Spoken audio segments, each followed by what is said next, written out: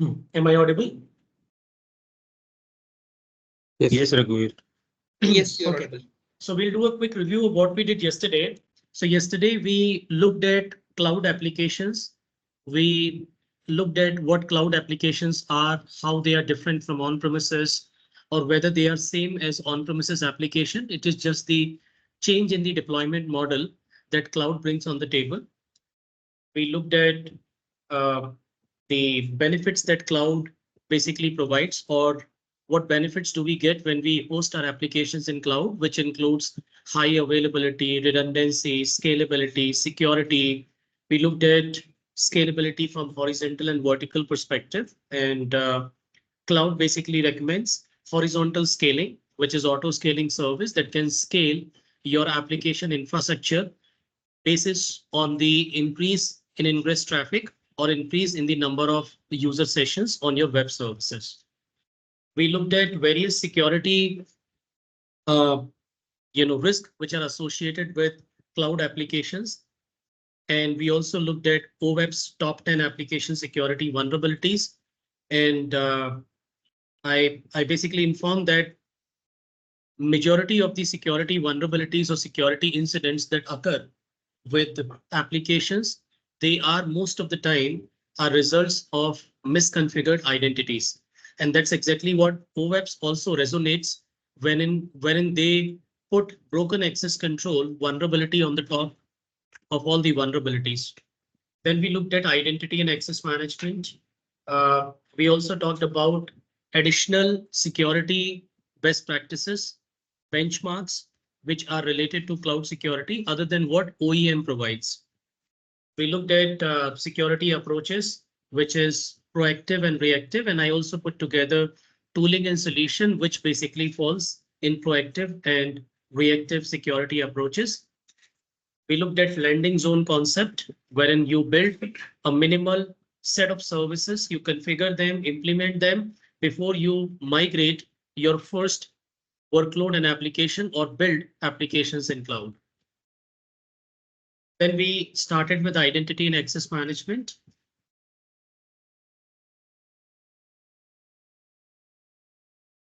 We looked at identity and access management principles and concepts, identity and access management best practices also.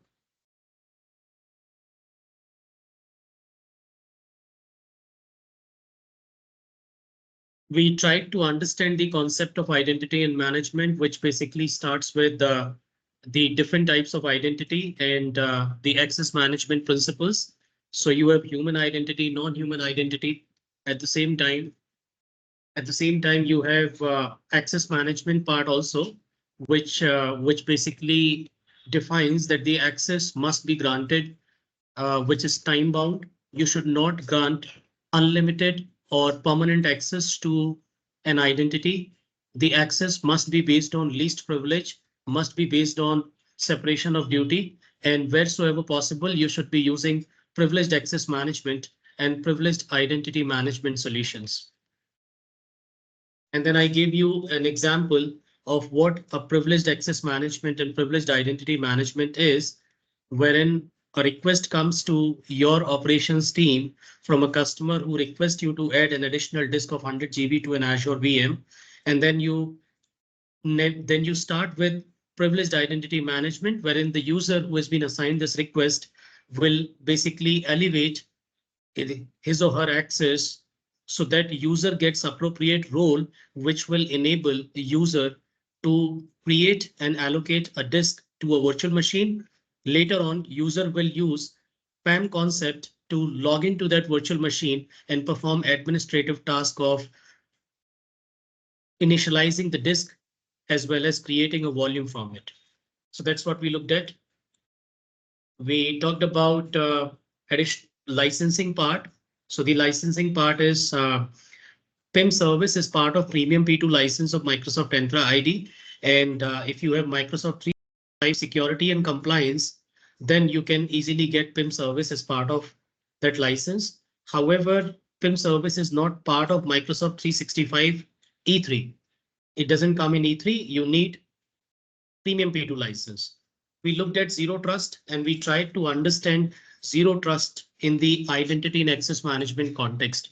That what is zero trust in the context of identity and access management. So zero trust is like least privilege principle, which is trust nobody, give them lowest possible privilege. And whenever they need to perform any administrative task, verify them, verify by allowing or denying their elevation request. Then I talked about conditional access, which is a great service, which is similar to CASB solutions that can grant or deny access to identities on certain applications based on signals, which is device type, identity type, location, IP address, browser, and additional prompt, which includes additional authentication factor, which is like MFA, or the capability with the service that can also disable the user account if it finds constant attempt from that user account which are unauthorized. We looked at GRC, which is optimizing the security control, wherein you have services like Azure Policy, Microsoft Defender for Cloud, and collectively these services can provide you comprehensive GRC experience. Guys, while I am talking or while I'm sharing my screen, I actually don't see the participants list. So if there are participants waiting in the lobby, please make sure that you admit them. Great, let's get started. So Microsoft Entra ID plans and pricing. On this page, you can get all the information. So it says select the best option for your identity needs. Now, these are the 4 plans that you have. Microsoft Entra ID free plan. Free plan basically means when you subscribe to a Microsoft cloud service, which is Microsoft Azure Cloud, or any other Microsoft service, which is Microsoft 365, plus Microsoft Dynamics SharePoint Online. When you subscribe to any of these services, you get a free plan by default, a free license by default. But in the free license, you don't have this service, identity protection. Under identity protection, we have a couple of services, which is risk-based conditional access. In the identity governance, you have privileged identity management, which is here at the end. So this privileged identity management, the PIM part, is missing from free. It is missing in P1 plan also, which is premium P1 plan. In premium P1, it is also not included. It is only available in premium P2, which is here, Microsoft. This says most comprehensive Microsoft Entra ID Premium P2 plan. And then there is another, which is Entra ID Governance. This plan is more on the governance side, and it says Entra ID Governance is an advanced set of identity governance capabilities for Microsoft Entra ID P1 and P2 customers. Special pricing is available for Microsoft Entra ID P2 customers. So the cost of this plan is $7 per user per month. However, you can only take this plan when you have one of these 2 plans. It is not that you can subscribe to this plan and you can get the capabilities that it provides, because if you look carefully, Entra ID governance doesn't contain any of these capabilities. It only contains the last part, which is governance part. So it has all the governance capabilities. That is why you should go for either P1 and P2, and then on the top of it, you can get Entra ID plan also. Now, this is what we need basically, Microsoft Entra ID P2 plan. And with this P2 plan, we will have access to privileged identity management service that we basically need to do a lab today. Then we also need to do a lab for MFA, multi-factor authentication. But that multi-factor authentication is very much available in all the 3 plans. You can see cloud authentication, password hash synchronization, pass-through, single sign-on. All that is by default included in the free plan in the P1 and P2. But we also need to do conditional access. Now, if we go to conditional access, you will find that conditional access is not available here.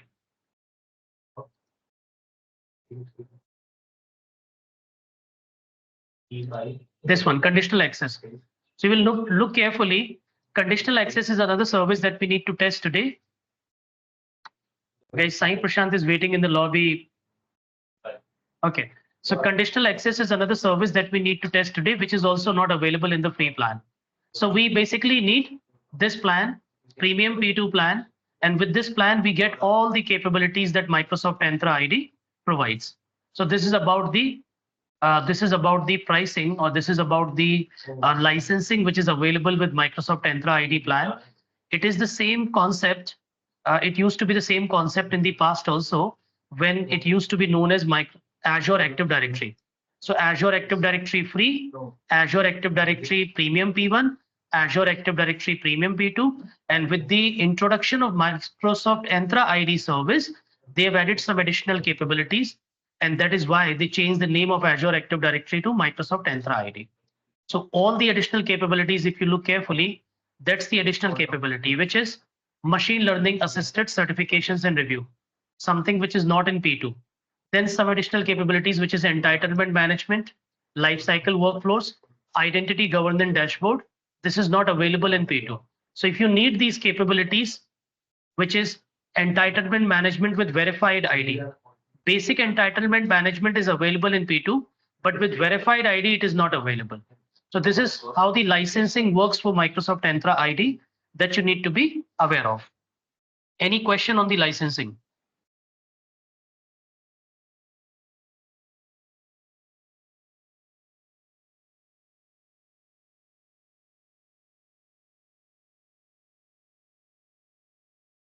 So Raghuveer, the Entra ID licensing and the Azure licensing, the E3 and E5, they need to be procured separately, right?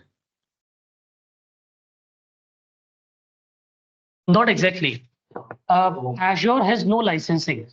It is just you subscribe to Microsoft Azure, and basis on the services that you provision and consume, you pay on demand basis. I'm saying you pay based on the consumption.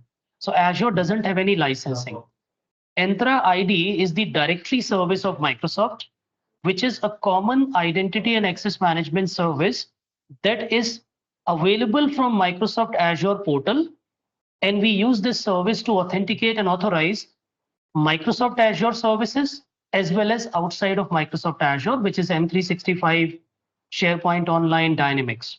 That's what Entra ID is. Then comes Microsoft 365 license. It's a separate license altogether. However, if you have Microsoft 365 E5, it includes Premium P1 and Premium P2. That's the point that I'm trying to. That's what I explained yesterday also. That if you have this license here, Microsoft 365 E5 license, then this license by default includes Premium P2. So Premium P2 is part of Microsoft 365 license. However, if you have Microsoft 365 E3 license, then Premium P1 is included. And Premium P1 doesn't have PIM capability. So what you need to have, you either go with Microsoft 365 E5 license, which gives you other capabilities. I'm saying 365 E5 will give you M365 Defender. It will give you Microsoft Defender for identity, Microsoft Defender for vulnerability management, Microsoft Cloud App Security, Microsoft Device Management through Intune. It will give you Microsoft Teams. It will give you Microsoft Office applications, etc.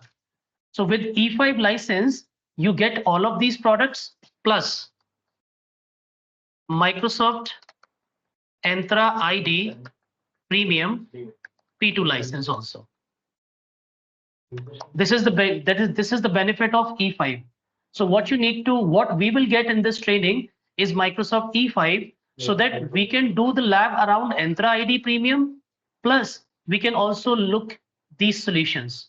In fact, your XDR, which includes Microsoft Sentinel also, is also included in this license. So this is what we need to get.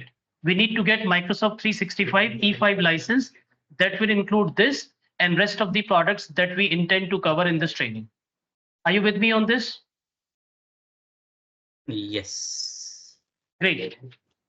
So that was about the licensing part. Then comes then I basically talked about that these are the things that you need to basically study about. That will give you a fair idea of what these services are, because that's exactly what we are going to do today. All right, so first thing first, let's get the licensing.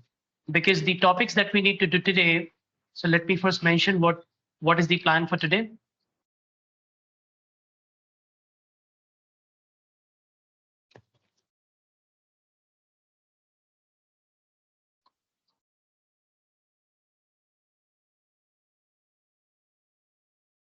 Website to create. Hmm. The website to create Microsoft.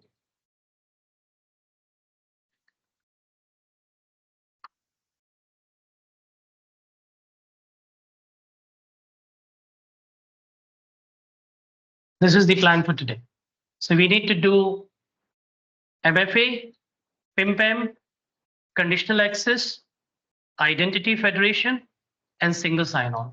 This is what we need to do.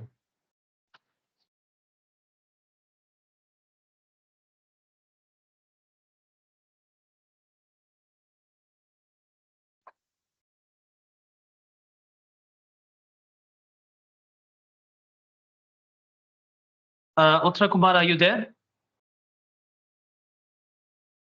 Yes, Raghu, I'm here. I've got a new code for you. I'm putting it into the chat window. Please go ahead and redeem this code on the Outlook email address that you created. On that new Outlook email address, you need to redeem this code. Sure. Let's get started. Okay, so the first thing that we need to do, guys, is multi-factor authentication. Then we will do PIM. We'll also look at identity federation and single sign-on. So let's start with multi-factor authentication part. That how do we configure multi-factor authentication in our Azure account?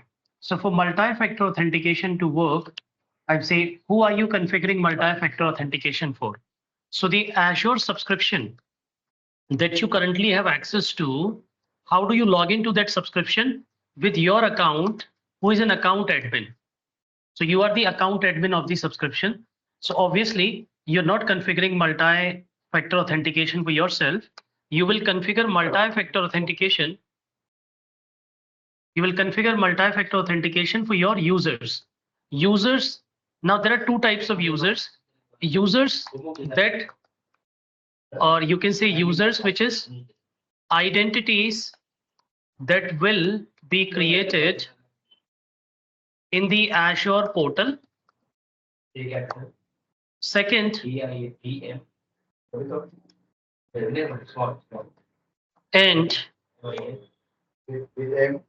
and identities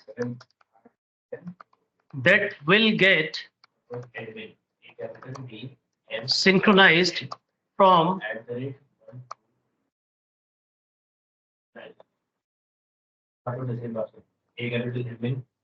on-premises. On-premises Active Directory domain service, or you can say on-premises Active Directory domain services. So that's what you're going to do. So you will configure MFA for identities that you will create an Azure portal, as well as for identities that will get synchronized from on-premises Active Directory domain service. So we will first configure MFA for this. The process remains the same, whether you configure it for Azure users or for on-premises identities. The process remains the same. So what we will do, the first thing first is provision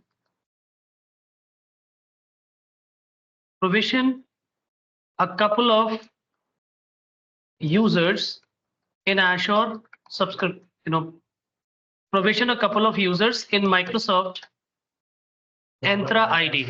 That's what you need to do. So when I say couple of users, I'm saying just provision one or two users to test the capability, right? So you can provision a user. So you can provision, let's say, test user 1 and test user 2. This is what you need to do. Test user 1 and test user 2. Are you with me? Shall we get started?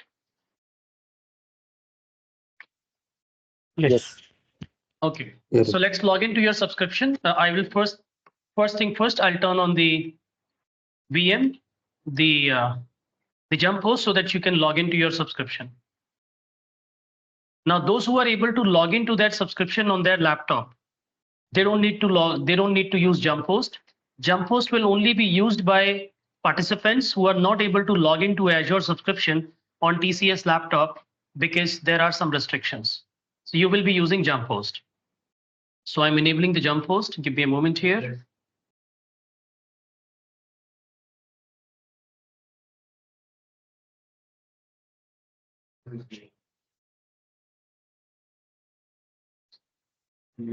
So you can see I've just started the jump host. The VM is getting started, which will take a minute to get started. And then the IP address remains the same for the VM. Go to basics requirement. Go to basics. Scroll down.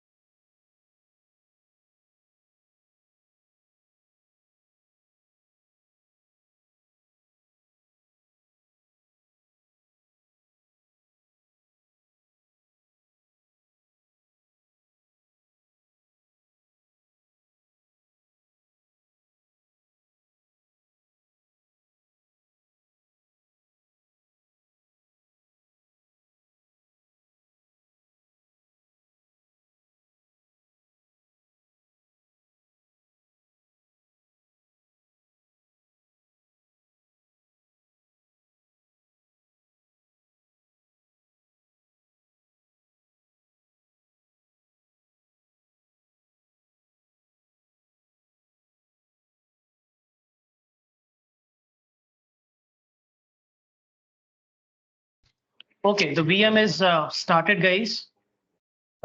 Let me just refresh the screen. Yes. Yes, sir. Yes, the requirement. Are you getting the connection prompt on the VM when you try to connect? Yes. Great. All right, so let's connect to your Azure portal, guys, all of you.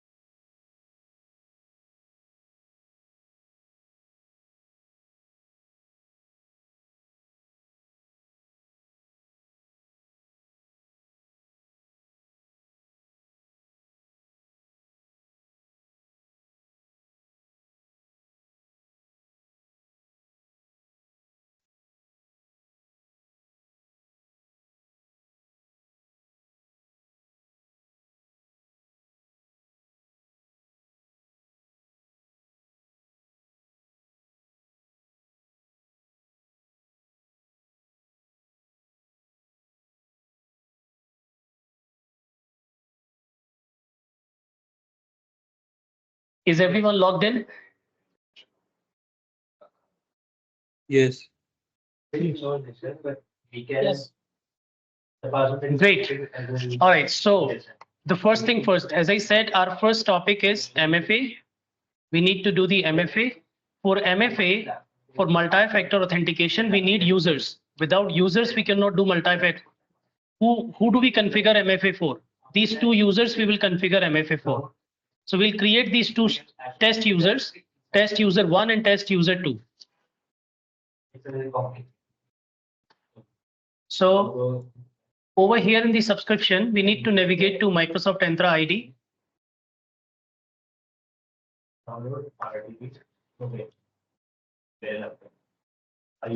And in the Microsoft Entra ID, I'm saying in your case, you will see that you will have free license. However, in my case, I see Microsoft Entra ID P2 because this is my test subscription and I've already tested the functionality. So that's the reason I already have a trial version of Microsoft Entra ID P2. I've taken a trial, but you will take it before we do the PIM-PAM. So let's first do the user provisioning.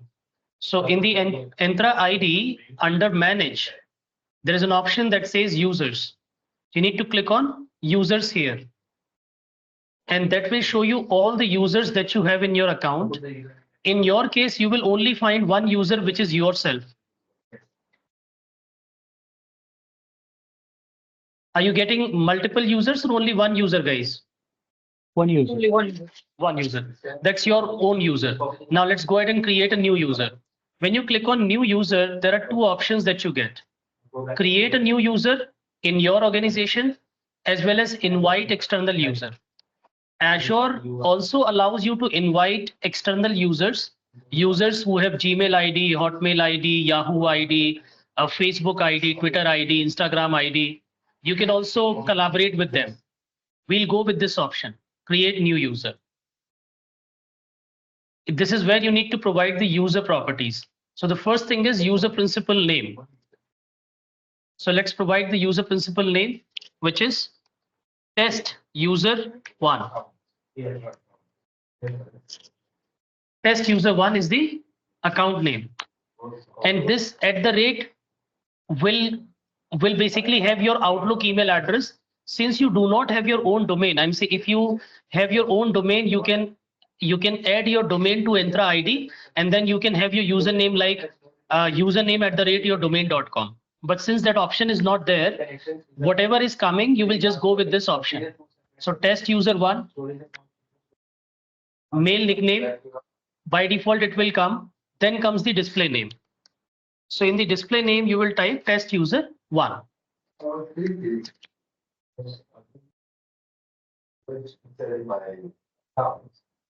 Then in the password, it is auto generating the password. You can put your own password also. However, when test user 1 will log in for the first time, test user 1 will be prompted to change the password. So I would rather suggest to not put the password here.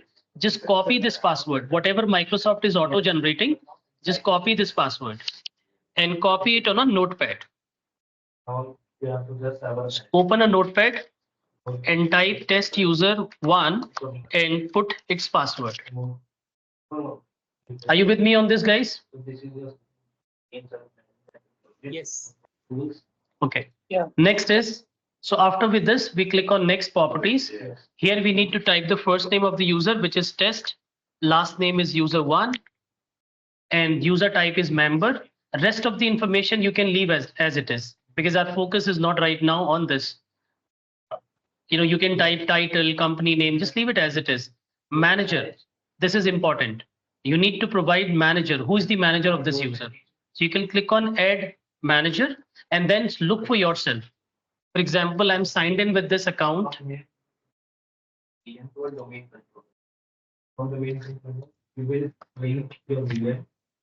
So I will select my account with which I'm signed in as a manager of this user.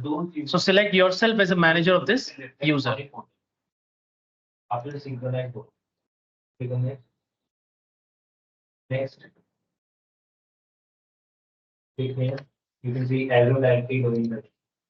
Click here. Add features. Next. Next. Next. Manually installed. After changing manager details, can we create it? Installing, we have to. You can always do that. I'm saying you can always change the details of the user. You can always edit them. That's not a challenge.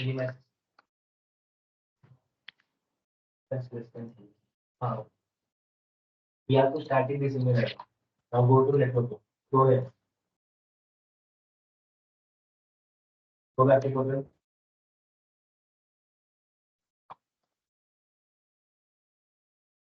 Go to network setting. Click on this. Yes.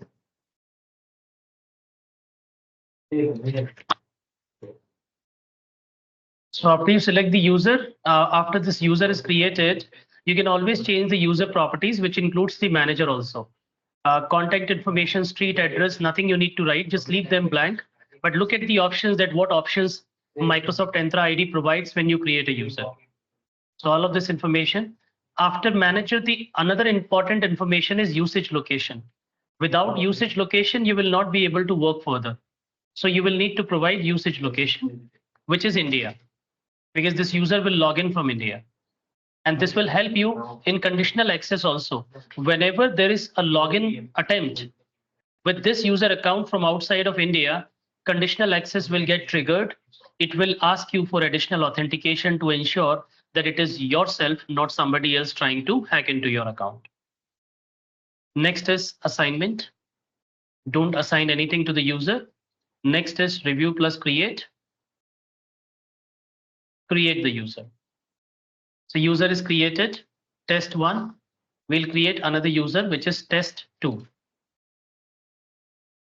So the same process you will follow.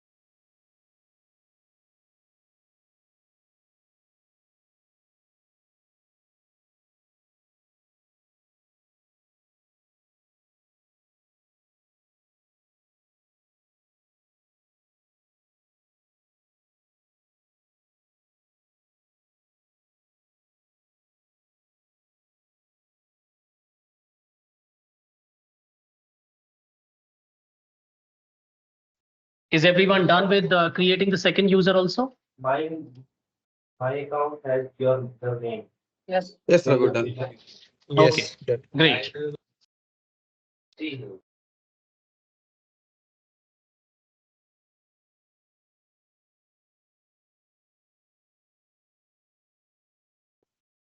Okay, so Yes. I'm not creating the second user. The process remains the same, but you just needed to create the second user so that you understand the user provisioning part. Okay, once the user is created, then comes the multi-factor authentication. Now, how do we provision multi-factor authentication? So configuring Yes, it is done. Now we have to reboot this. multi, or you can say Promote this. enabling Add a new point. multi-factor Now right. authentication. Right here. Now, when I say enable multi-factor authentication, one thing that you need to remember, so there are 2 steps to do it. One is Double S. per user MFA, The other is Microsoft The domain that Microsoft provides. Entra ID Yes. Microsoft provides the domain. Authentication methods. These are the two steps to enable MFA. If you enable MFA using the per user MFA, it can be enforced with immediate effect. If you enable MFA using Microsoft Entra ID authentication methods, it is optional and Now put the password. can only be enforced You can put the same password. 14 days from enablement. That's how the configuration is, You can make this. right? So if you do it per user MFA, if you do it from this service, it can be enforced with immediate effect. If you do Microsoft Entra ID authentication methods, MFA can be configured from both the places. Then it is optional for user. And even if you enforce it, user will still get 14 days to configure the MFA, to actually enable the MFA. Now, when it comes to MFA, MFA can be configured, the methods.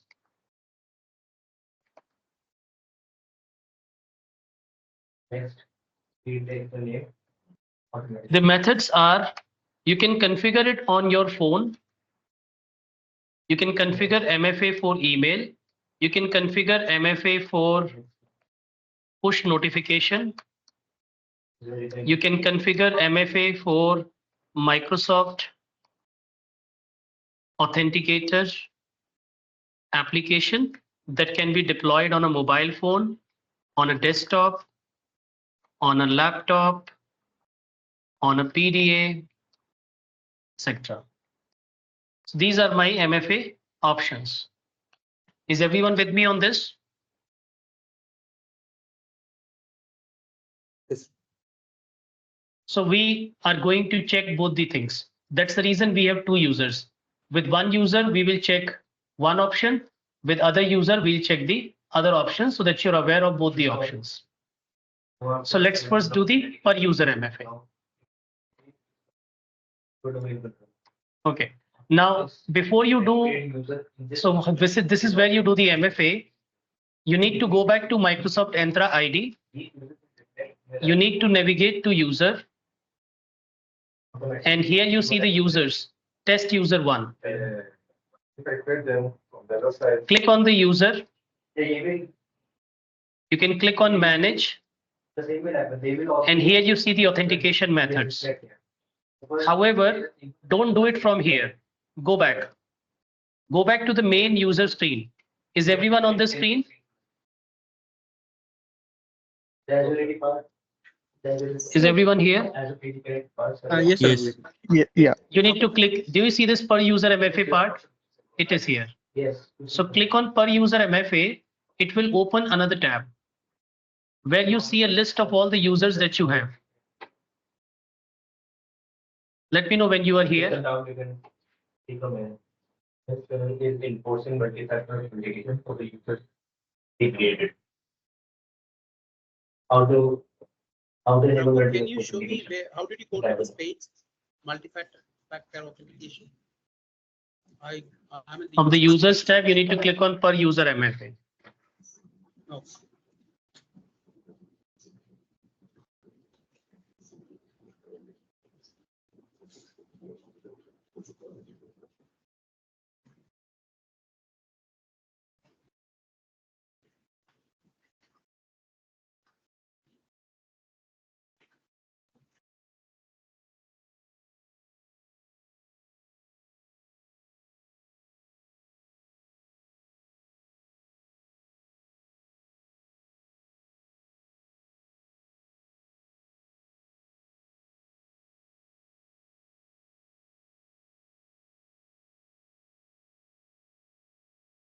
Yes, Raghu, we are on the page. Yes. Is everyone on this page? Yes, Raghu.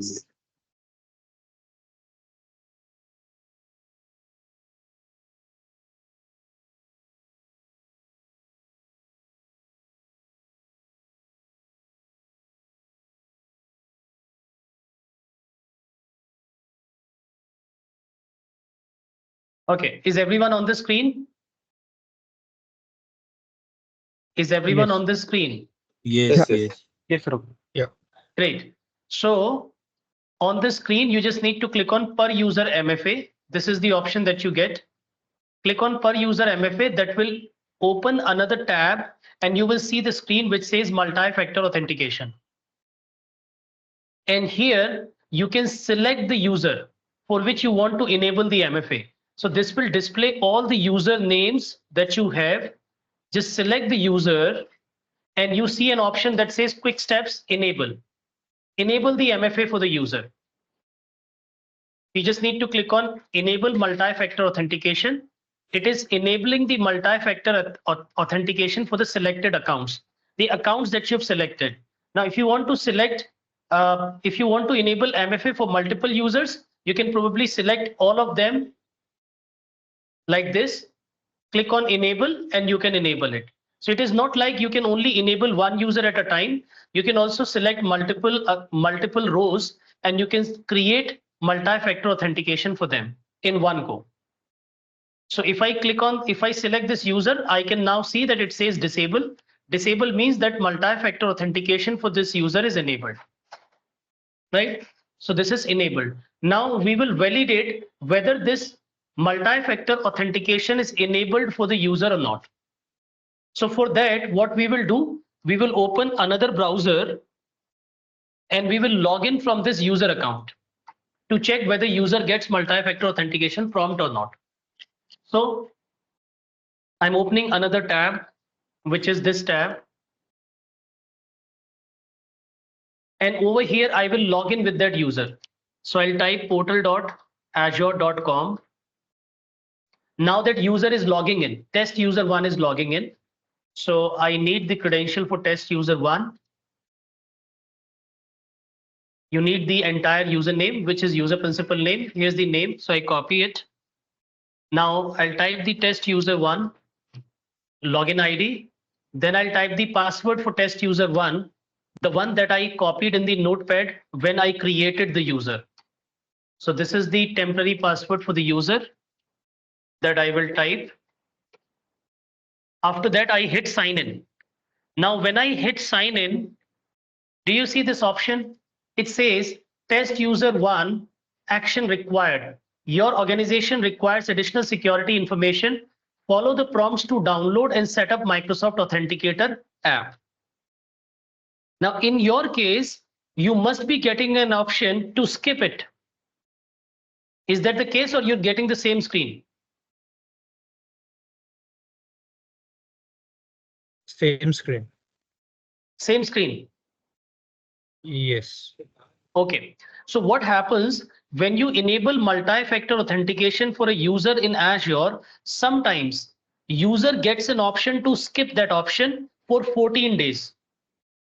For 14 days, user can skip it. To avoid this behavior, if the admin wants to enforce multi-factor authentication with immediate effect, what admin will do, admin will go back to the same screen, multi-factor authentication screen here, and admin will select that user and click on enforce. It says click on enforce. As soon as you enforce, now user will not have an option to skip the multi-factor authentication. User has to configure the multi-factor authentication. So we'll go back to the user. This is how user will see. User says there is an action pending on him, which is your organization requires additional security information. Follow the prompts to download and set up Microsoft Authenticator app. Now user doesn't have an option to skip this step. You can click on use a different account. It will take you back to the login screen, or you can click on learn more about authentication app, which will take you to Microsoft Authenticator documentation. So you need to click on next. So user will basically click on next, and then user will set up the Microsoft Authenticator app that user will use to log in. So this is how user will see. It says start by getting the app. So what you need to do, guys, in your mobile phone, you need to download Microsoft Authenticator app. You can also use Google Authenticator. but I would recommend Microsoft Authenticator app with Microsoft only.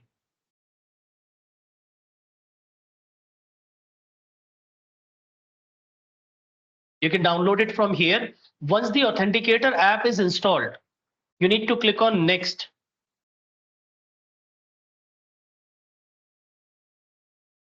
Raghavi, do we need to provide the username? I mean, when we are signing in, we need to provide that test user one plus the email address who is showing there, like at the rate our name over there. See, when you sign in, you basically provide the login ID, right? Login ID is the entire email address that you need to provide. So you need to provide the entire name, which is this. This is the entire login ID, right? Okay. So I've got Authenticator app here. This is how Authenticator will work. You have Authenticator app in your phone? Yeah. So user will download and install Authenticator app. Then user will open the Authenticator app.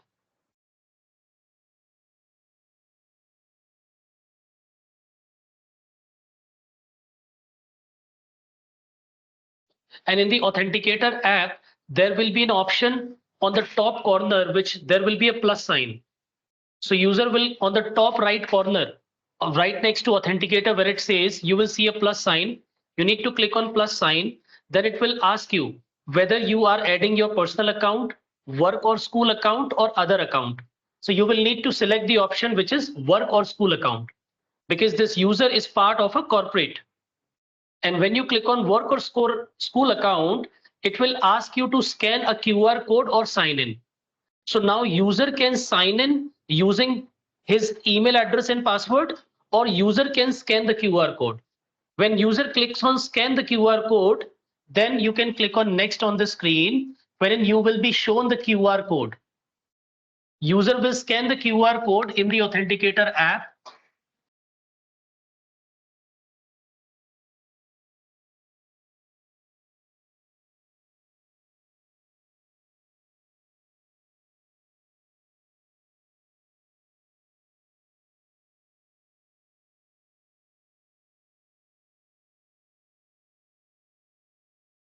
Internet must be running on your system. So after you scan the code, you will see the account name. It will add some numbers in the account. So what you can do, you can change those numbers and you can type the, just click on scan once again. And then click on finish. That's it. And then you will see the one-time code. Just click on next here and type the one-time code here.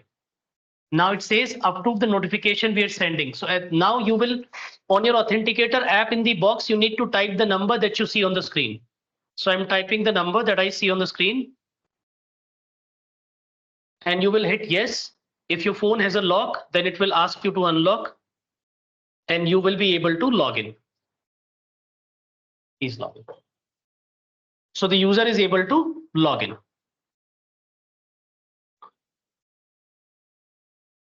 So this is the user. Yes. Now you will find that user at the bottom of the Authenticator app. If you already have additional user accounts configured with Microsoft Authenticator, you will definitely see those accounts also. And at the bottom, you will see your user account also.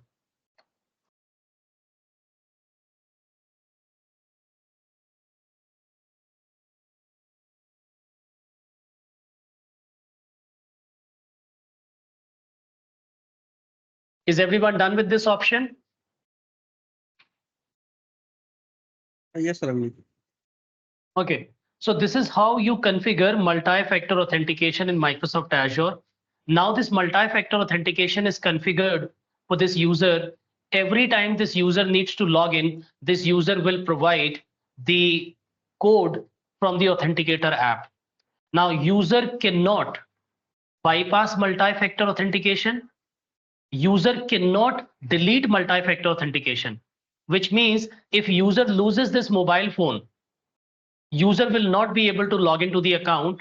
User will need to communicate, user will need to connect with the admin.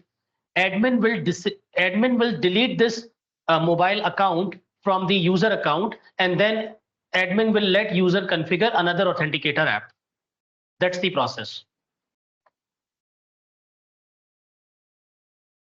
So let's do it for the other user also, and let me know once you guys are done. And if you have any questions, please ask.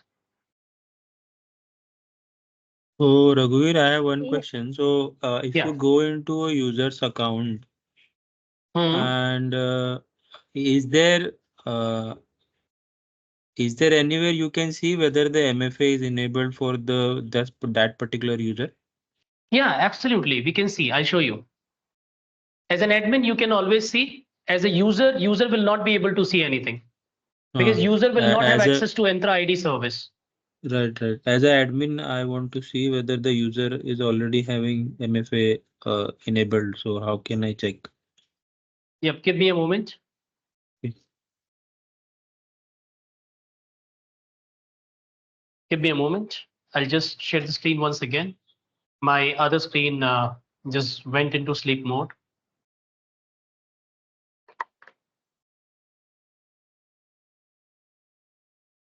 When adding in authenticator app, we need to select work or personal. Which one? Work and Work. school. Work in Okay. school. Never select personal. This is an official account. Okay. Thank you.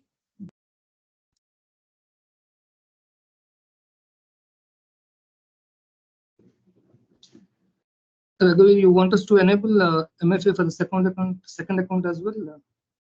Yeah, enable it for the second account and then create 2 additional accounts. And I will show you the other method also. Other method of enabling MFA from Microsoft Entra ID.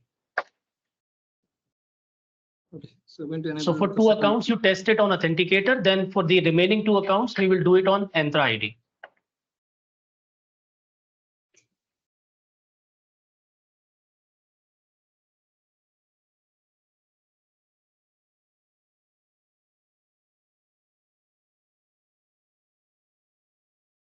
So we are done with per user MFA.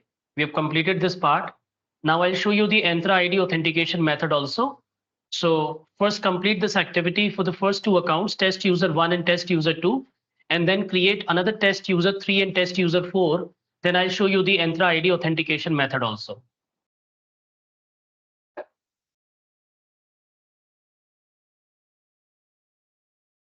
Yeah, hello, Raghuveer. Actually, I'm unable to scan this code. It's showing it's already been used. Come again, please repeat your question. I'm unable to scan the code in my Authenticator app. Once I'm trying to scan, it's showing you have already used this QR code to add an account. Generate a new QR code and try again.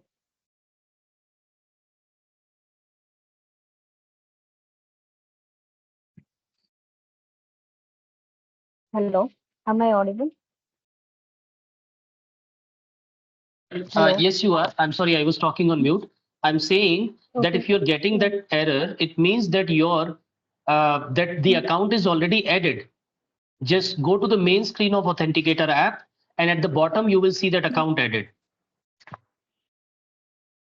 The account will already reflect Okay. now. It's not reflecting in my Authenticator app. Okay. So close the Authenticator app and open it once again. Okay, let me try.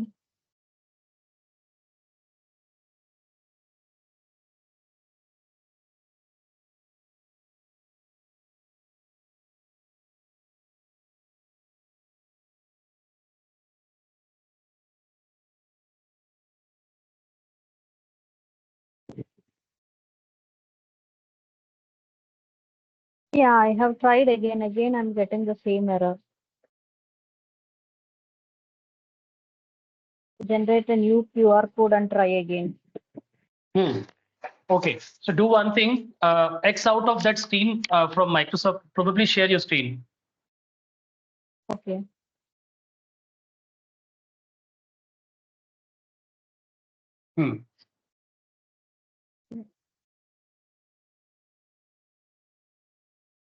Okay, just click on back, go back.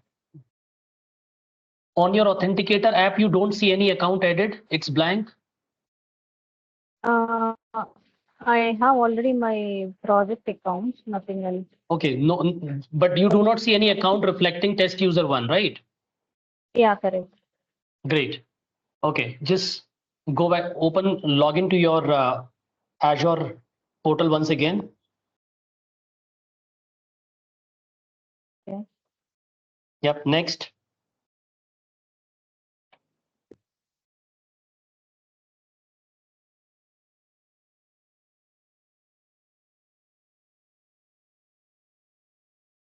Next.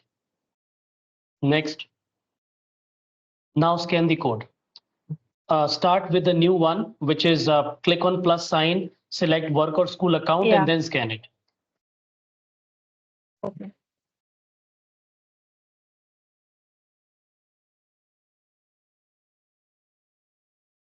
And then click on next. After you scan it, click on next on the screen also.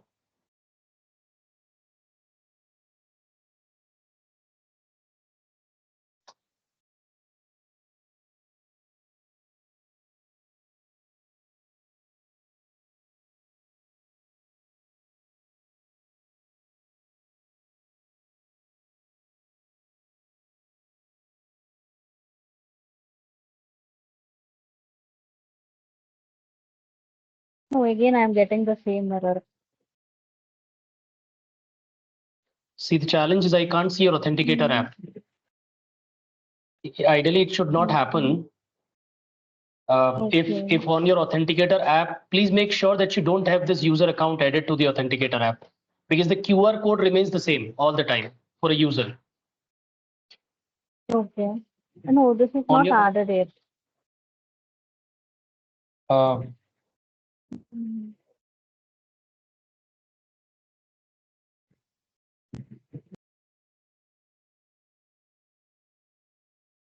so on your Authenticator app, I'm saying, how many accounts do you see? I have already 4 accounts. And none of them says test user 1, right? No. Okay. Now, when you scan this, what error do you get? I get the same error like it has been used already, the QR code. The Let me QR try code has again been once used more. already. Yeah. So probably your Authenticator app, there is some synchronization issue. See, it says it has been used already, which means that the Authenticator already has this account existing, and you cannot add the same account again. That's what that error means. Yeah. So either the Authenticator app is not refreshing on your mobile phone, or the account already exists there. That's the reason. But you understand the Okay. process of Authenticator app. That's the question. Yeah, I got it. Okay. So we'll assume that you understand it and you know the process of enabling the MFA for an end user. Okay. Okay. Yeah, got it. You can Now try the I other get an other error. method. Yeah, now I get an error changing device token. You must delete and reactivate your accounts to correct the issue. Maybe some issue with my Authenticator app. I need to. Maybe. No, if it is This asking would be for the the reason. update, software update, just upload it on Play Store. For me also same thing happened. I update it on Play Store. After that it works. Okay. Okay, fine. Yeah. Yeah, I'll do it, Raghuveer. Thank you. You can continue. Sure. Yeah. Hello, Raghuveer. My doubt was that whether we can check any user having the MFA enabled already or not. Yeah, I'll If we show are an you. admin. Okay. That's it. Give me a moment. बंद करके चालू करो.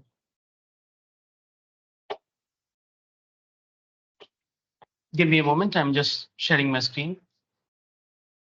Okay.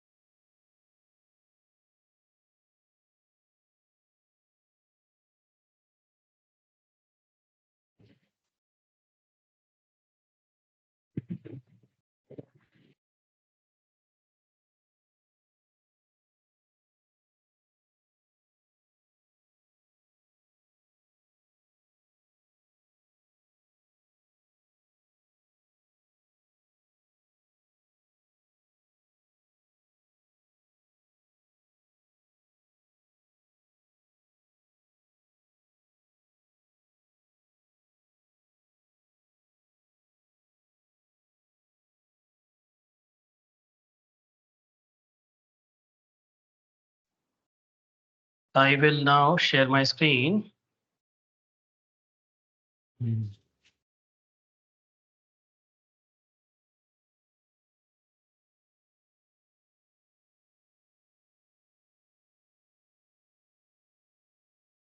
Is my screen visible? Yes. Okay.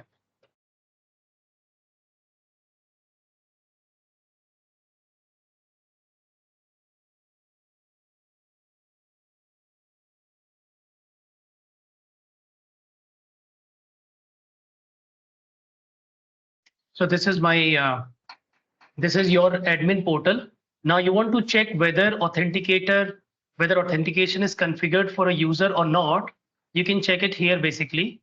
So once again, this is how you check it. You will go to Microsoft Entra ID.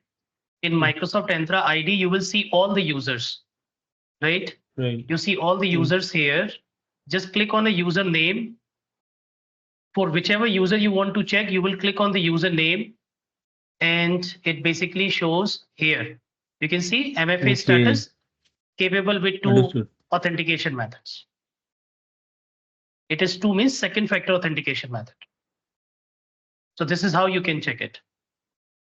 Okay. Raghuveer, it's there on the per user MFA screen also. If you just click that, it shows.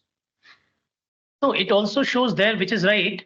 I'm saying over here, it will also show you per user MFA screen. Against the user, it will say enforced enabled. But for example, you don't want to come here. You want to check it on Azure portal. The screen is outside of Azure. If you want to check it on Azure portal under user properties, you will also see it under user properties that the MFA is configured for the user. And you can even manage the authentication method for the user. Let's say you want to manage it. You can click on manage MFA methods. And here you can configure the MFA also. The additional devices you can configure. For example, if you want authentication to be configured with mobile phones also, you can provide the mobile phone number, alternate phone number, email address. Now that this is something that user cannot do. This admin will do. Admin will define. And if admin wants that user requires re-registration, then admin can click on re-registration. If admin wants to revoke the authentication session, admin can revoke it from here also. And admin can reset the password for the user also. So admin can do all of it. Now this is something that user will not see. Oh, but I'm not able to see it at the first option which you just shown. So you need to click on users. Yes, yes. Test user. And then in the users blade underneath, you see MFA status. Here there is an option that says manage MFA. I am getting only account status and B2B invitation. I am not getting sign-ins and MFA status. Yeah, same for me as well. Okay. No problem. You can see it here also, authentication methods. To your left, this authentication methods, you can go and you can see it here also. There, yes. There I can see. There, yeah, this is a new experience actually. So it differs from the experience perspective. So this is just a portal synchronization. So if you don't see it there, you can click on authentication method and you can see it here. Make sense? Understood. Okay. Now let's talk about the other portion, the other method of doing it, which is here, which is Microsoft Entra ID authentication methods. This was per user that we did.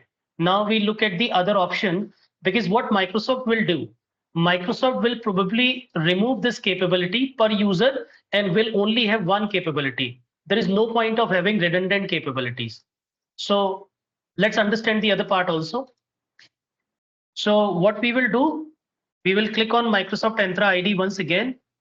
And in the Entra ID under security, on the Entra ID blade under security, you will see the authentication methods over here, multi-factor authentication.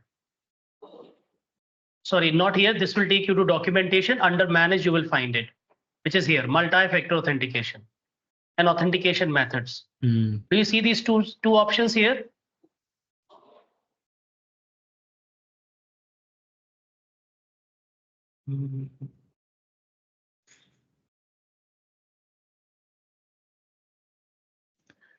Once Yes, again, I repeat. Yep. You need to navigate to Microsoft Entra ID. At the bottom, it says security. Click on security. Then you will need to click on expand the manage arrow.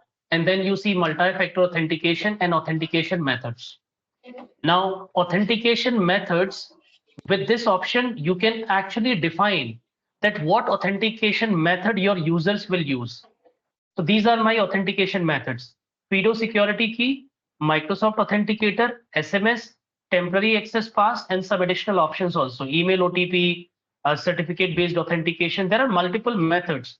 Right now, none of them says enabled except for email OTP. Email OTP is enabled. Now, let's say you want to keep Microsoft Authenticator as the default authentication method for all the users in your organization. Then you will click on Microsoft Authenticator and you will enable this option. Right now, this is disabled. You will enable this option, and after that, you will look for the targets, that for what target you are enabling it.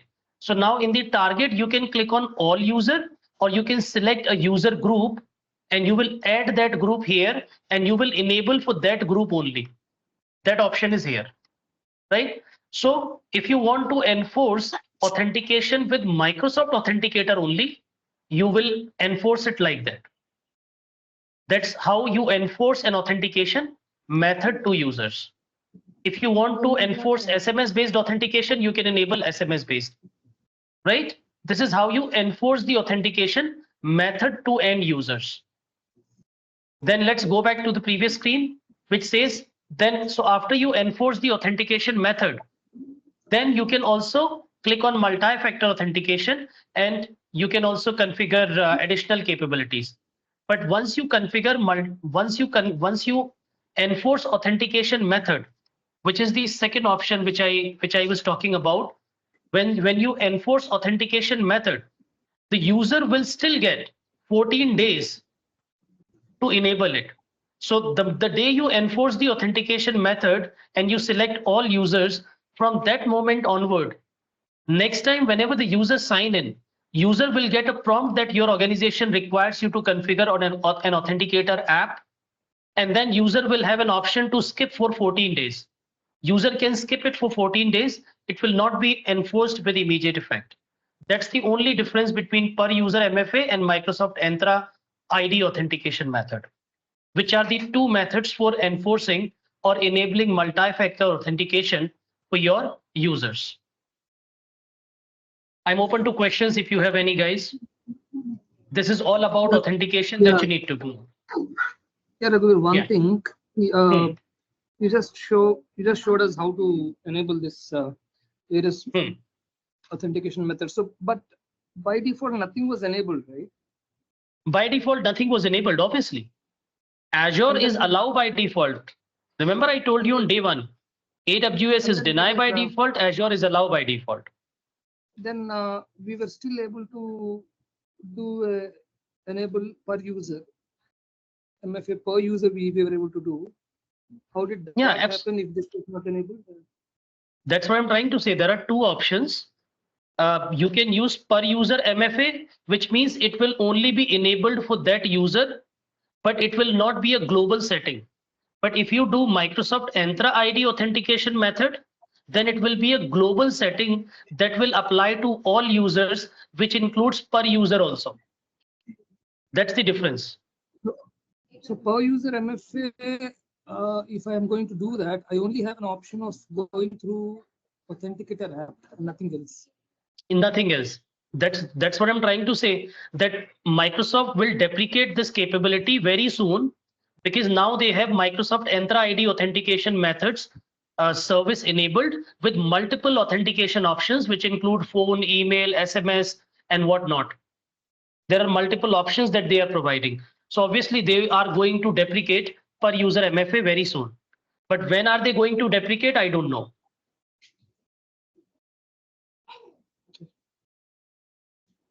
Does that answer your question? Yeah, still my head is, yeah, I will try to understand that. Yeah. No, so that's not what you do as a technical person. I'll repeat myself. Unless you understand it, we'll not move ahead. So once again, I'll repeat myself. See, there are two authentication methods which are available. When Azure Active Directory when this service used to be known as Azure Active Directory, this method did not exist. There was only one method, which was per user MFA. And that method was only possible through Authenticator. Sorry, that method has all the options like Authenticator, phone, email, SMS, all the capabilities was available in this option. This was the only option before this service came into existence. When this service came into existence, what Microsoft did, Microsoft moved all the capabilities to this service, and only Authenticator capabilities was left with this service per user MFA. Now, since all the capabilities are moved to this service and they have also changed the name of the service, I anticipate that very soon Microsoft will deprecate this functionality.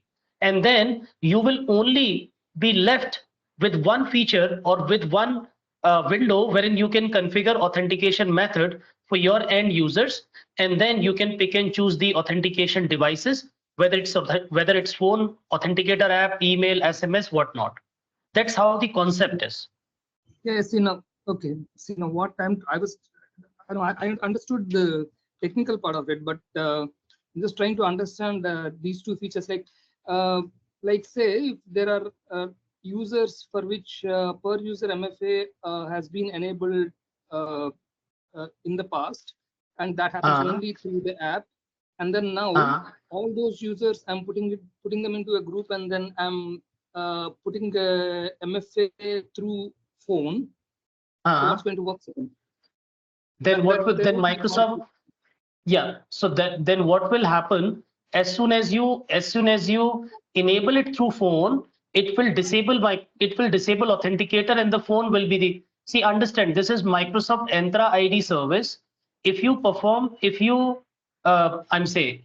use this feature in Entra ID, this feature will override the previous per user MFA configuration. This security feature, this authentication method feature will override whatever you have configured in per user MFA. This will be the deciding factor. Okay, this will override. Okay. This will override because this is what is going to stay back. The other option will probably be deprecated very soon. Right? So you will enable it like that. Then you will say all users and save it, or you can exclude some users also that you don't want to include here. You can include all users and you can say save. Now, the moment you say save, you say Microsoft Authenticator is enabled for all users.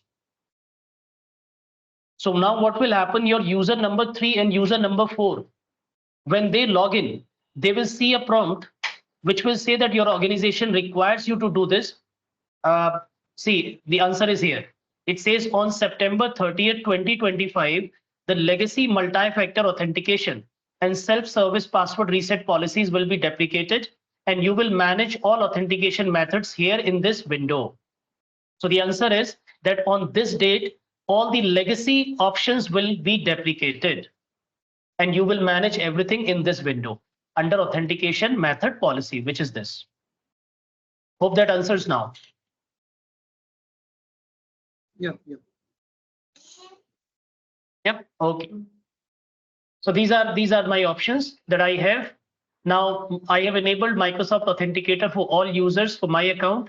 Any new user that I will create, the user will get a prompt to enable authentication using Authenticator, and the user will also get a window of 14 days to skip that option. After 14 days, user will be forced to do Authenticator app. Otherwise, user will not be able to login.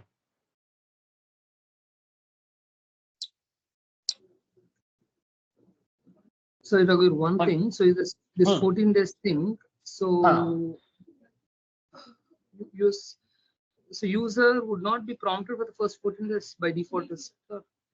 No. User He will still be has an prompted option to- every time.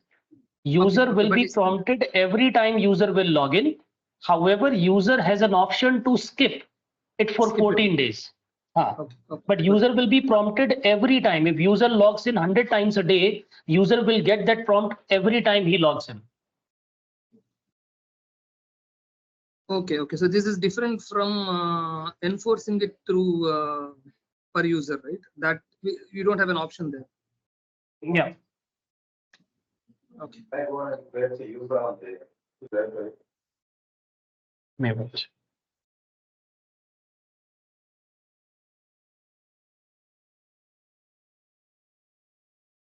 Okay, so maybe we can go ahead now and create those other 2 users and then test it through this process.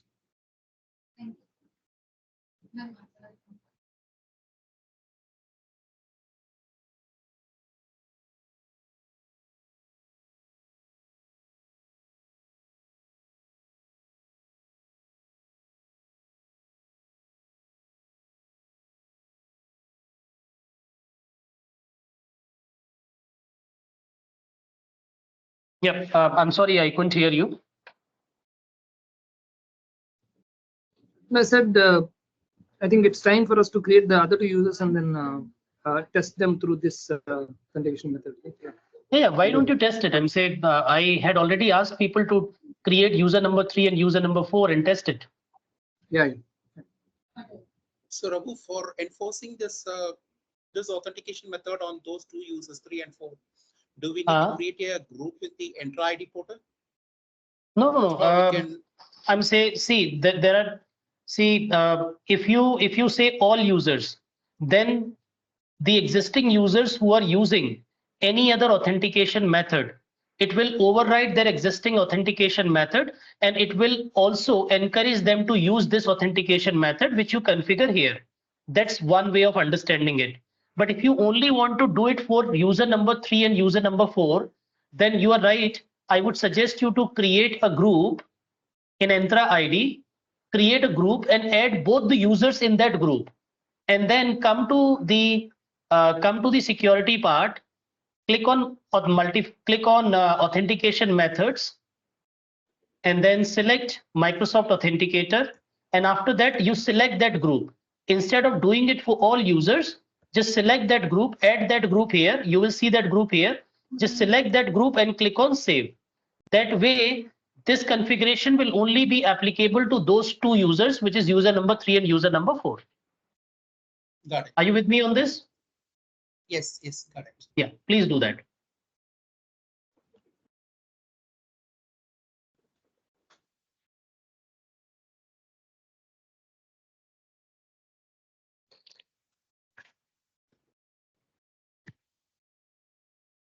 All right. So those who are done with testing the user number 3 and user number 4, they can take a break.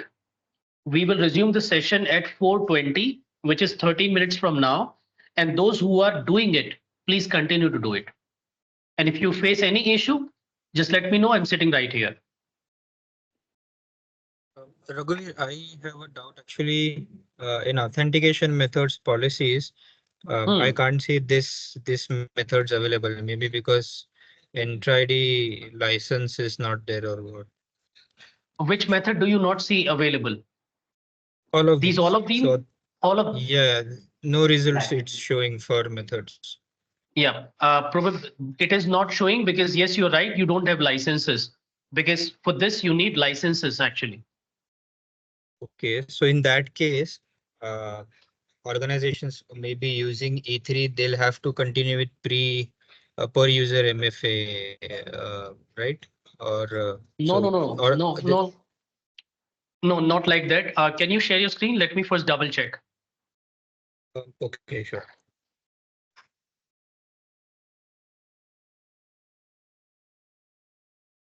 Is the screen visible? Not yet. Yeah, it's coming. Now click on authentication methods. Yeah. Sorry, policies. Sure.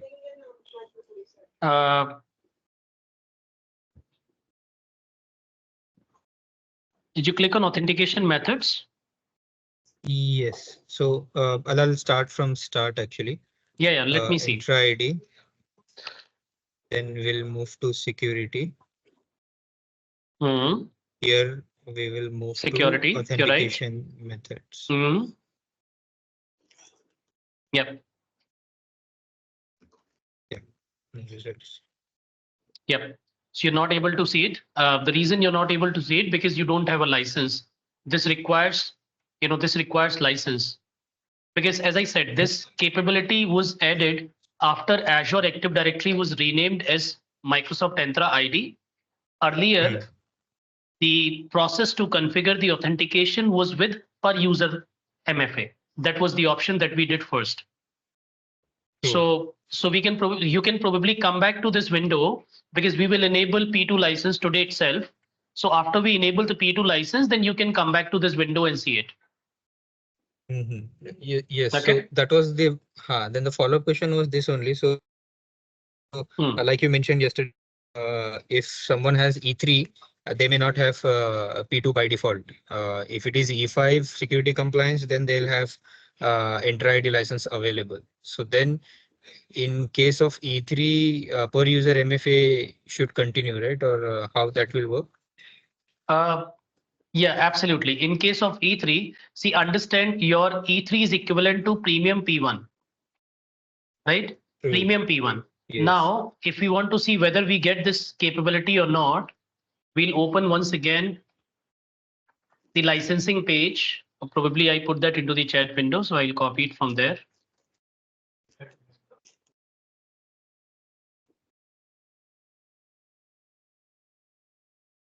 I'll tell you whether E1 will contain this capability or not. So this comes under multi-factor authentication.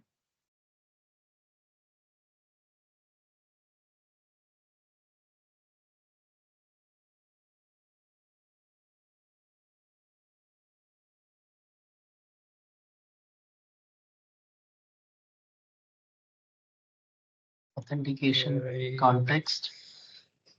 See, this one is not available in P1. You can see this is only P2. But I just want to double check. So MFA is available in all the three. So this is basically per user MFA. Passwordless is available. Windows Hello. No, it is available in P1 also. So even if you have P1 license, you can configure it. Right? Okay. However, I think PIM may not be available. I think PIM will not be available for sure. PIM is only available in P2. You can see here, privileged identity management is only available in P2.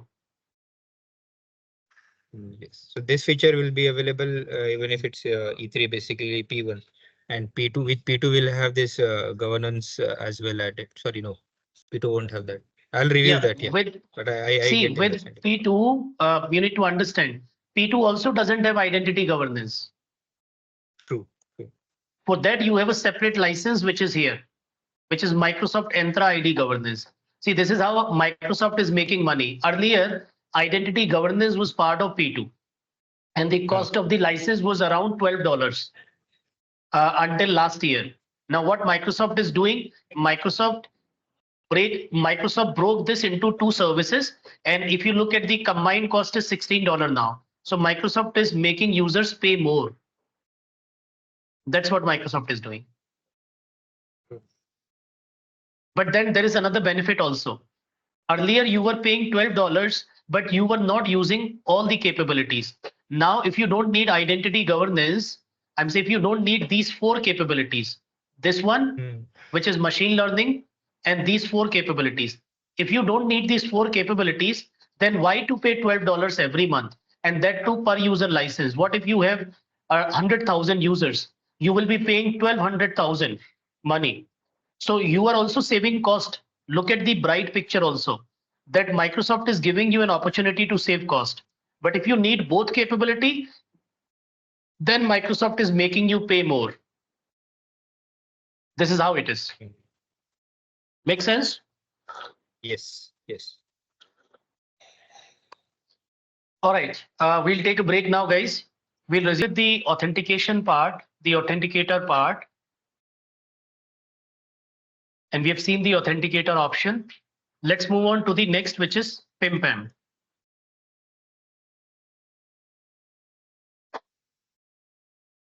Next is privileged identity management,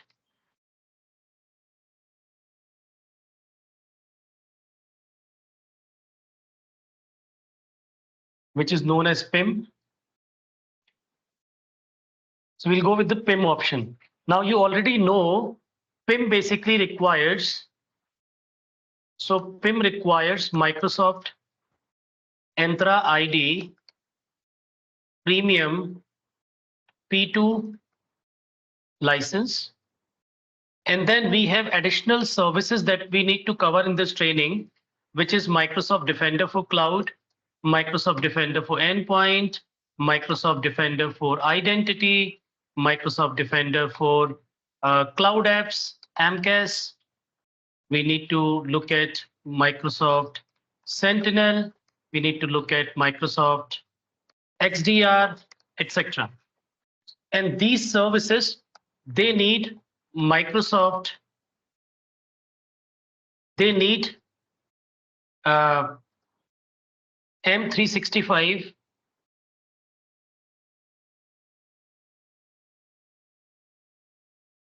security and compliance license, or you can say E5 security and compliance.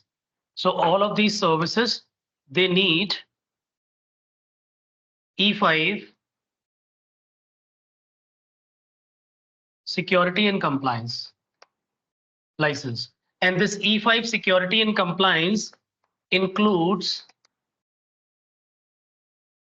MS Entra ID Premium P2. Are you with me on this? Do you guys copy me here?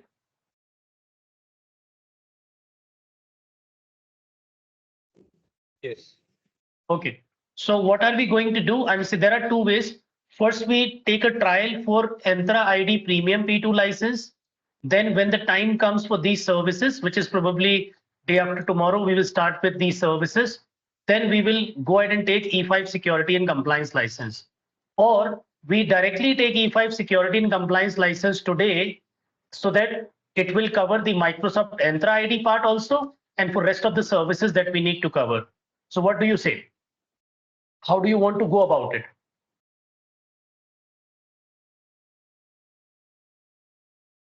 Which license you want to take today? We can directly Let's- take the P2 license so that everything P2 or will get E5? covered. E5.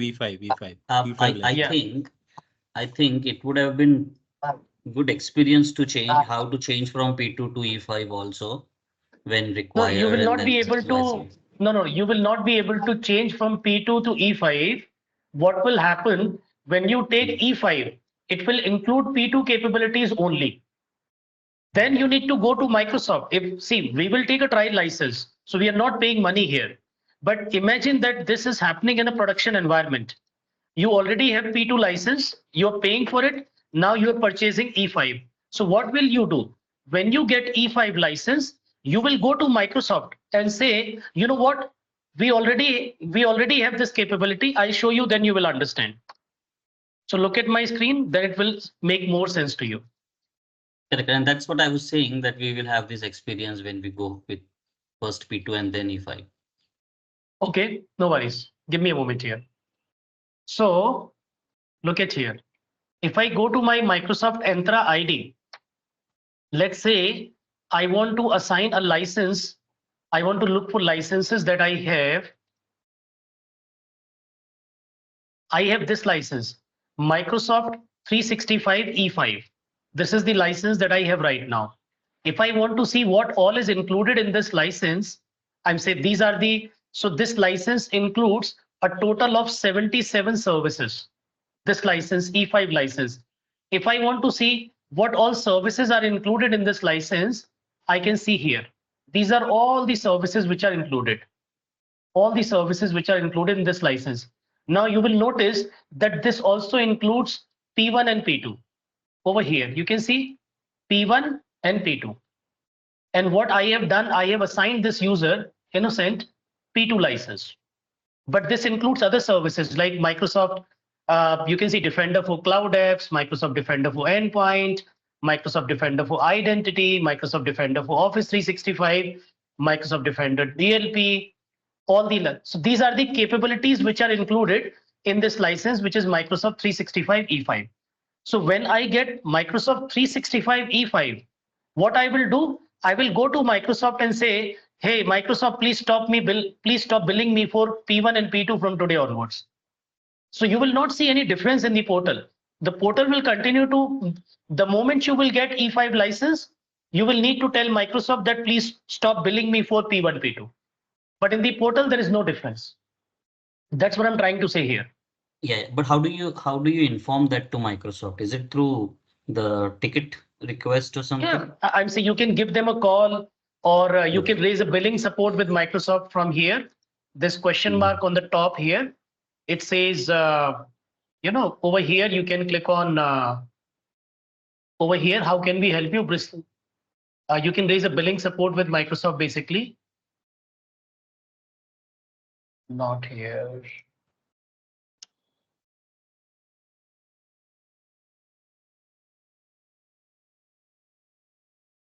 You can click on support, help plus support. You will search help plus support. Then here you see support, and you can click on create a support request.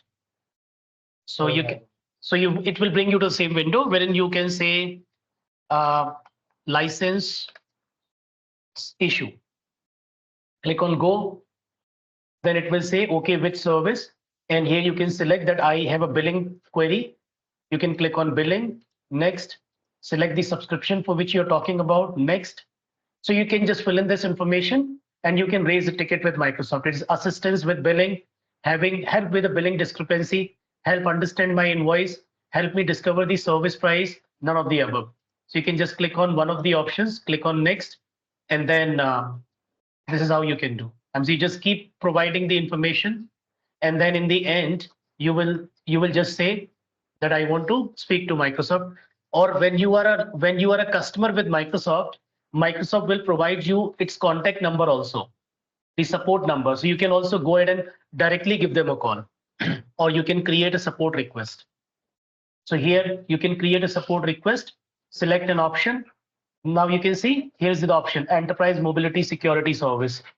You can select Azure, billing, click on next. Just it is a typical, just provide the description of what you are trying to get help on. So here you can see summary, license issue, pricing, help me discover the price, whatever you want to do, just click on next and provide your, so it gives you some recommended actions.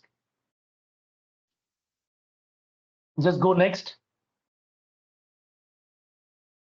Like this, it says return to support request.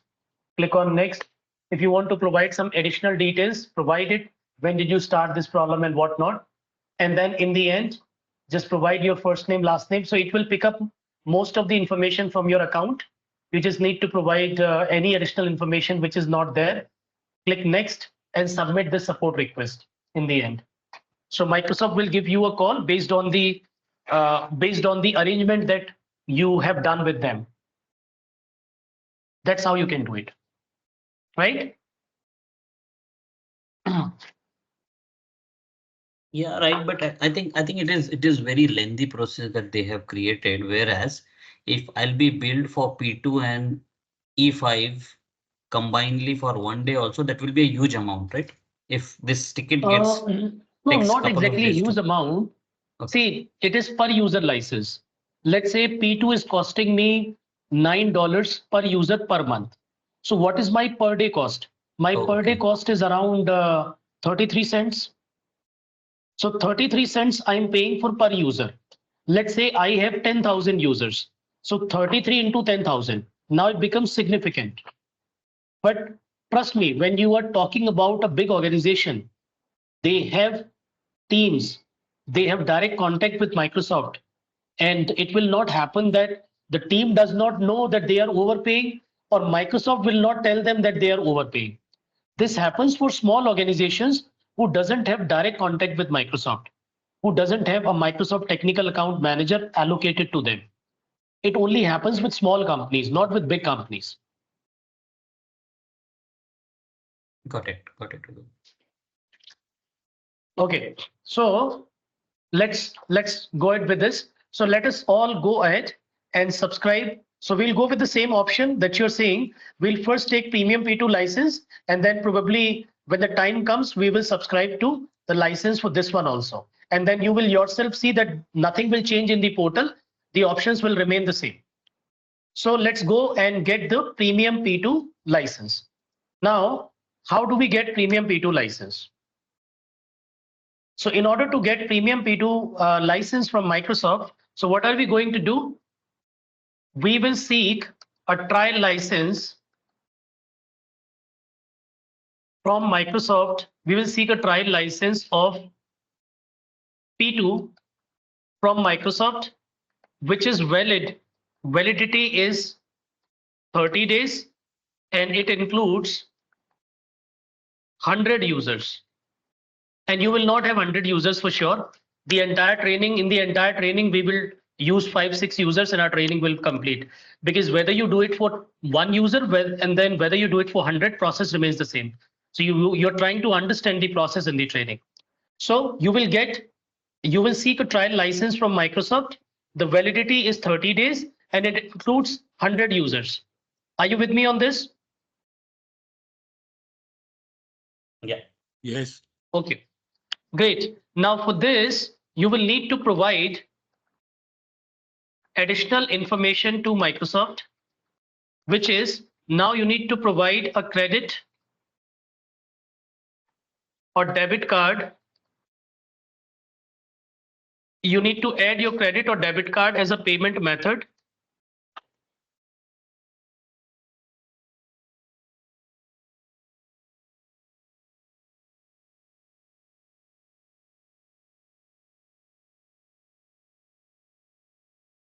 Microsoft will deduct, when you add it, Microsoft will deduct 2 rupees, INR 2 rupees to validate that the method is active.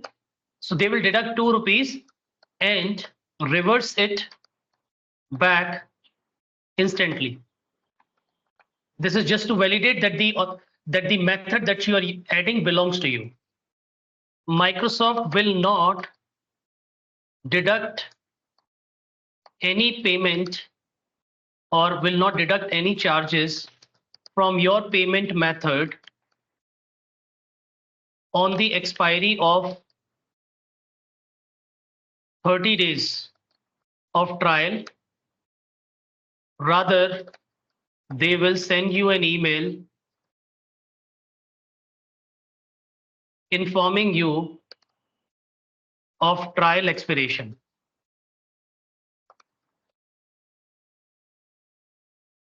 They will send you an email informing you of trial expiration, and then admin needs to manually upgrade the trial as paid subscription. If admin doesn't upgrade to paid account,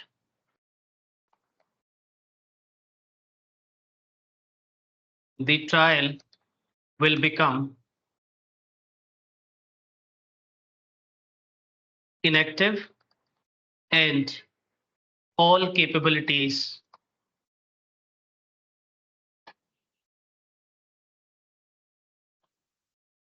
features of the subscription, whatever you have subscribed, all capabilities features of P2, E5, whatever you have taken the trial will be disabled. The duration, the maximum duration is 6 months. Within 6 months, if admin doesn't upgrade, Microsoft will delete the account. which means at any point in time, Microsoft will not charge even a single penny from you. They will only charge your credit or debit card once for 2 rupees to make sure that it is valid, it is authentic, and it allows for debit. And then they will reverse it back instantly. They will not deduct any payment unless that 30 days period is over. On the expiry of 30 days, they will drop you an email and you will need to manually go ahead and upgrade the trial as paid subscription. If you don't do that, then the trial will become inactive. You will lose all capabilities. Whatever capabilities are there will be disabled. And if you don't upgrade in next 6 months, admin doesn't upgrade, Microsoft will delete the account.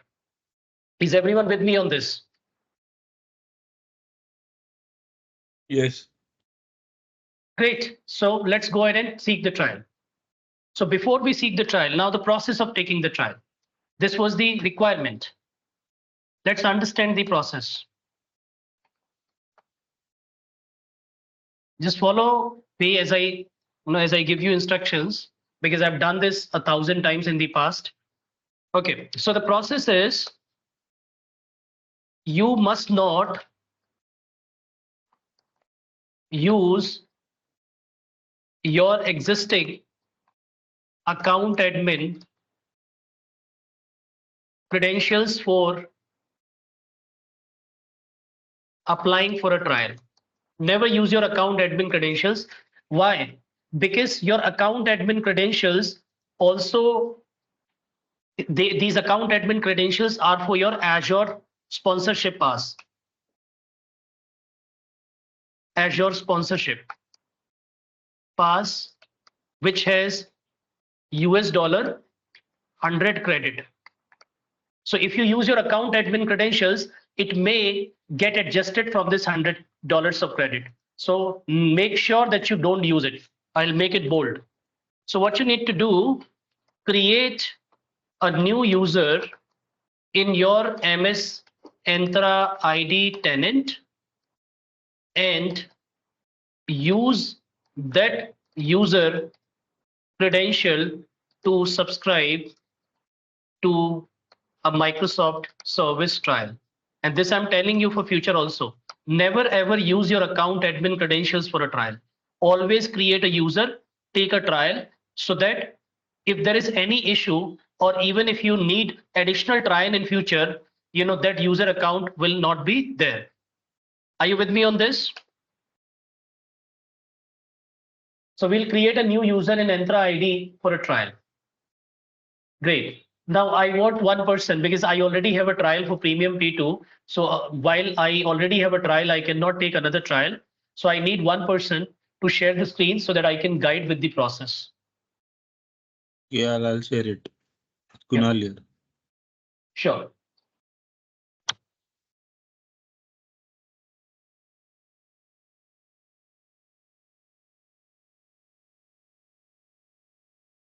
I'm waiting.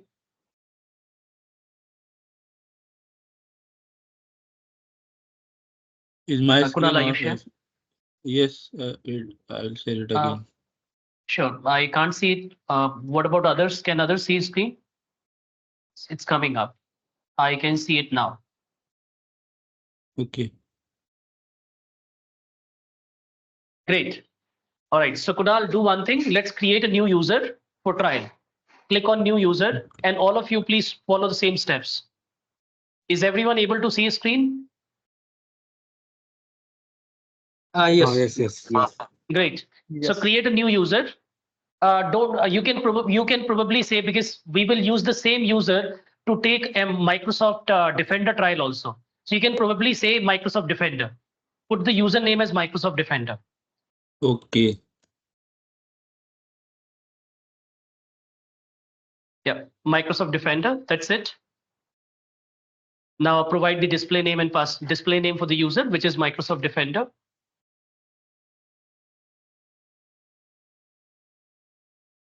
Separate Microsoft and Defender. Okay. Copy the password for the user. Oh. What happened?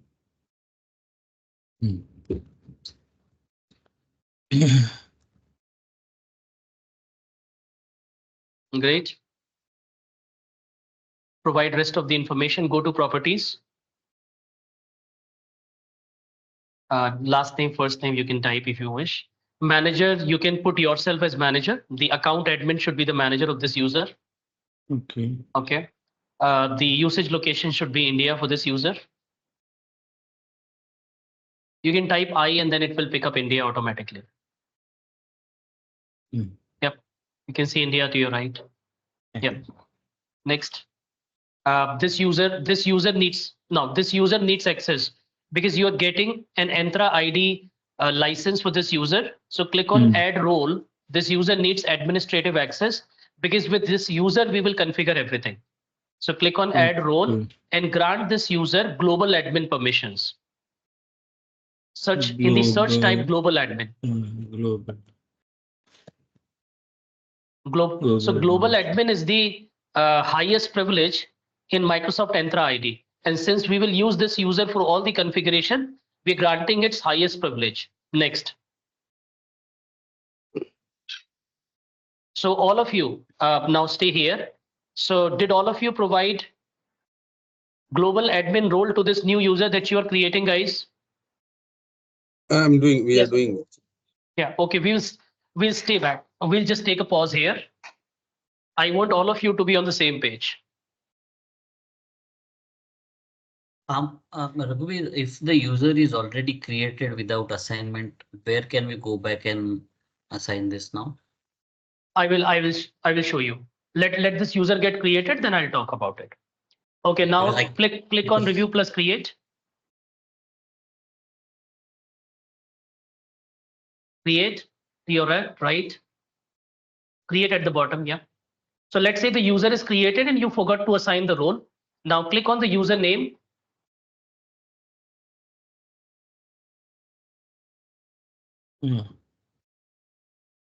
And then when you click on the username, it opens user property blade. User property. No, you are on the wrong user. Property. It's test user actually.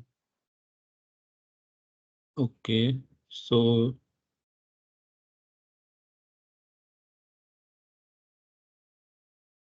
Yep. And to your left, you see assigned roles. This is where you can assign. Click on assigned roles. Okay. Now you will see the role assigned as global admin, but those who have forgot to assign the role, they can now assign it here. Click on add assignment on the top and then assign global admin role to this user. Okay. So this is where you can assign the role to the user if you forgot to assign in the previous tab. Understood. Is everyone done with this tab? Yes. Yes, Raghu, we have provided the global admin. Great. So we are done with the user provisioning part. Now we'll navigate and seek the trial of Microsoft Entra ID Premium P2 license. So let's open another tab and type Microsoft Entra ID license. Go to the same screen where you see all the licenses, and then you will see the trial option there itself. Type Microsoft Entra ID license. Yep, hit enter. Yeah, the first link. Can you put that into the chat window for everyone?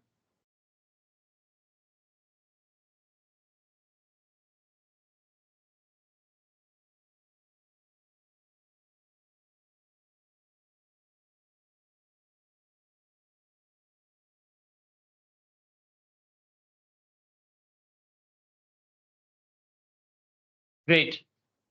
Now just navigate to the Premium P2 and scroll it down. Click on continue. And this time it will be done real quick. Automatically after 15 minutes automatically synchronizes the user. If you Continue. some user after connection. Okay, that registration ID part is still missing. Just scroll it down. Scroll it down. Put the PIN number once again in the field, valid registration number. Yes, This was the reason it was not working.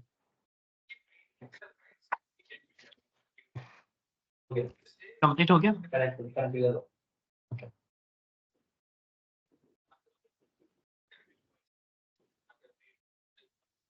Yeah, now it is showing like registration number.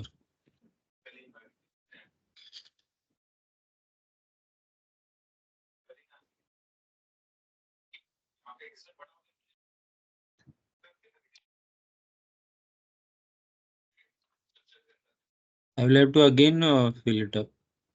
Okay. Give me a moment. Irrespective of their role in the cloud operations must be configured with reader access, as in when an activity or a task needs to be performed in Azure. When I say it is an Azure portal which requires elevated privileges, it should be granted to users on demand. It should be time limited, should include approval wherever needed. That's what privileged identity management is all about. So the benefit of this approach is, let's say you have 3 levels of user. You have level 1 user, you have level 2 user, you have level 3 user. Now, level 1 user are typically newcomers, typically fresh graduates who join cloud operations team, who have minimum or no experience. They are level 1, and we typically grant them read-only access, and slowly and gradually we elevate their access. Level 2 people are typically engineers who have average years of experience, and they have the capability to perform administrative activities. And level 3 are typically subject matter experts, and they have more experience than level 1 and level 2, and they can perform also administrative activities. That's how it happens in the team. Then you have another person. I'm saying you typically do it like this.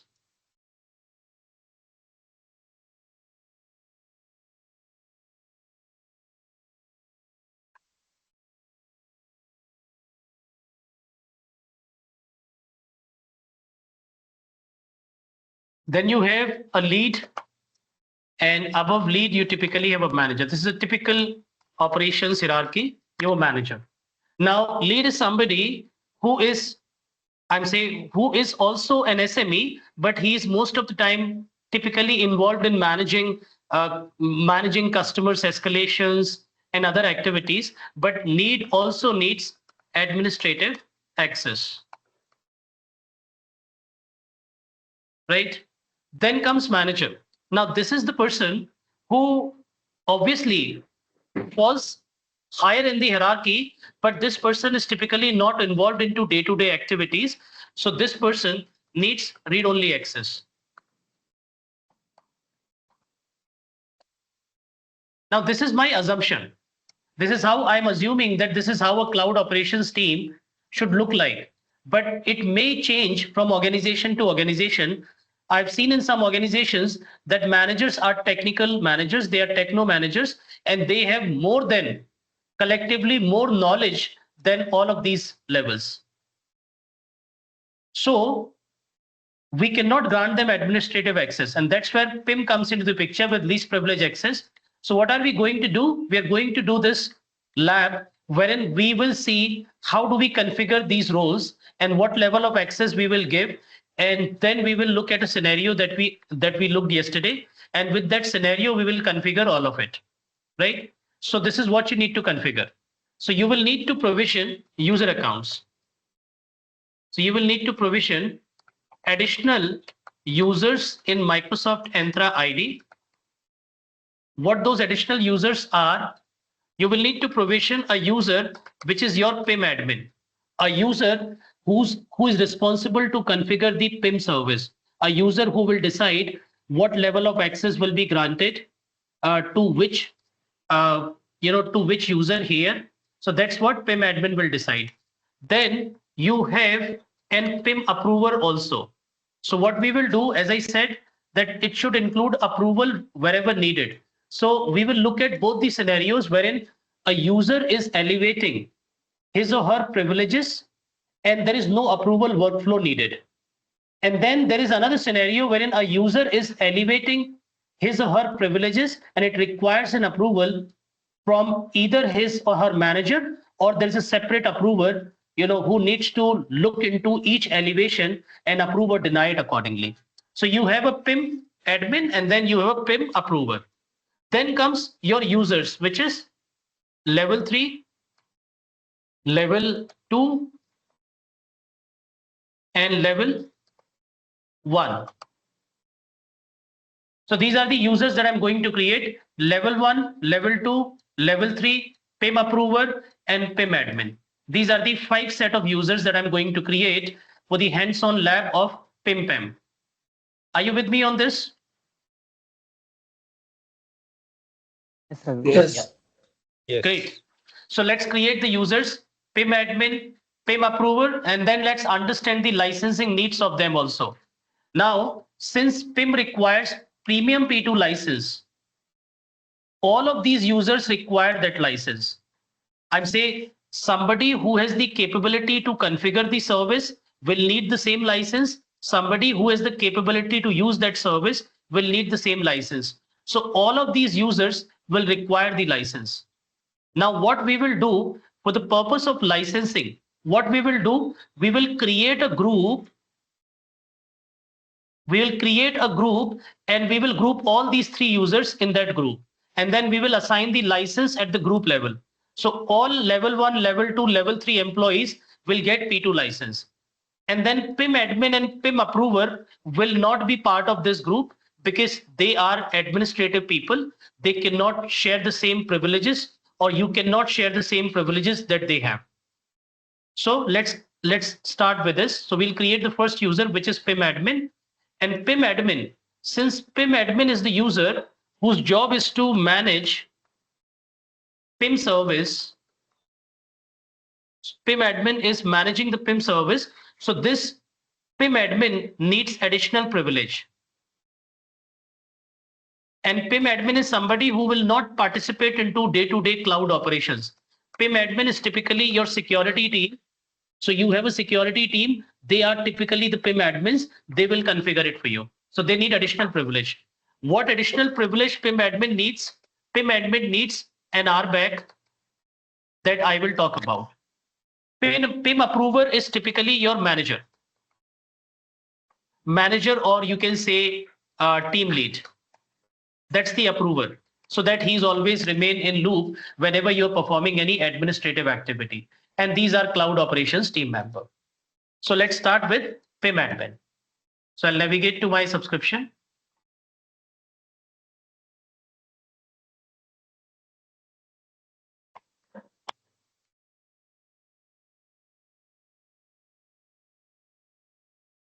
I'm logging in.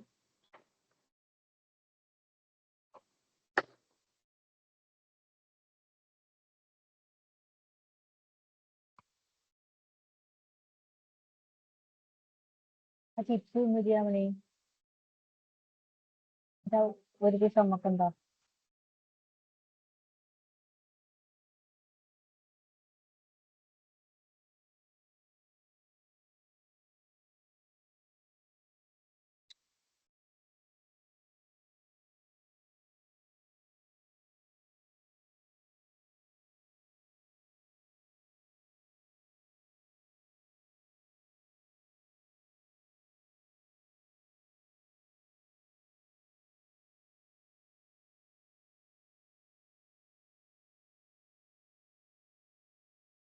Two seven 0421.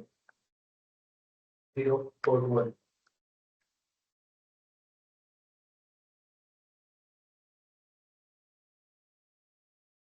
Okay, I'm logged into my subscription. Is my screen visible to everyone? Yes. Yes. Yes.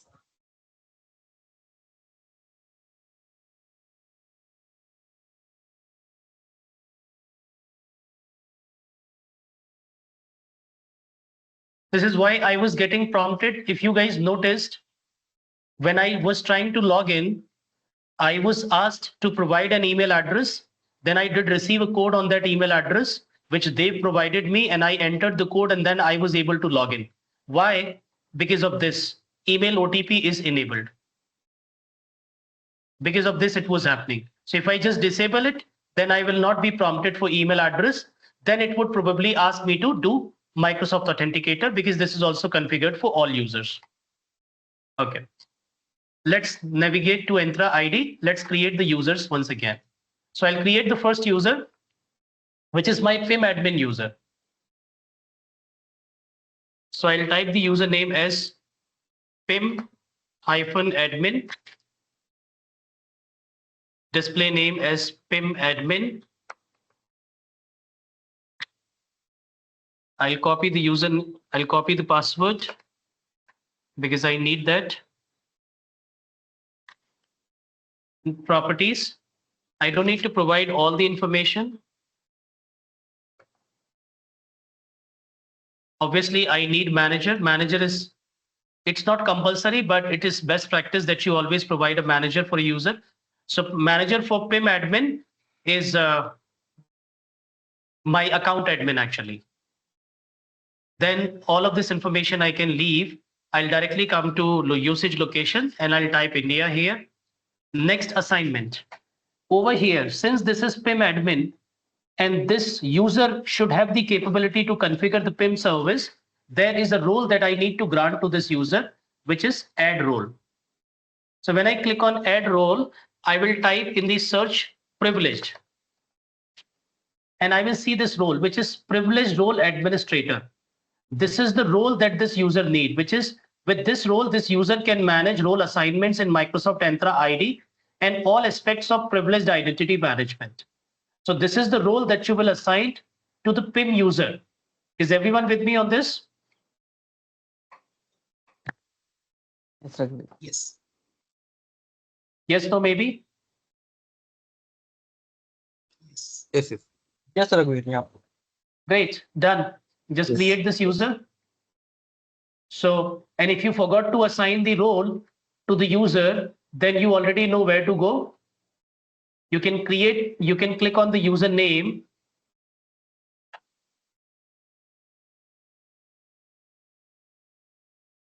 Under manage, you can click on assigned role and you can validate whether the role is assigned or not.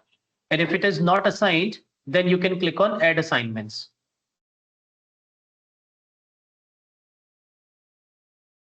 So it is assigned. You can see my user has a role which is assigned. Great. So this completes my first part, which is PIM admin. So I'll just make it green. Next, I will need to create an approver role also. Now this approval role, as I said, it is just a manager or team lead. So it is not mandatory that you create an approver role. If you already have a user in your Entra ID, which you can assume as manager or lead or approver, you can also do that.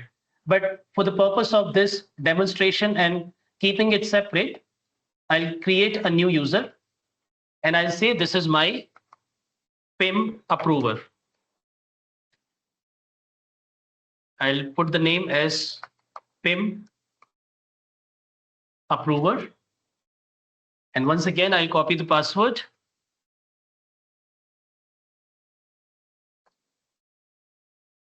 As a best practice, guys, what you can do against the username, you can put the temporary password because you will need those passwords when the user logs in for the first time.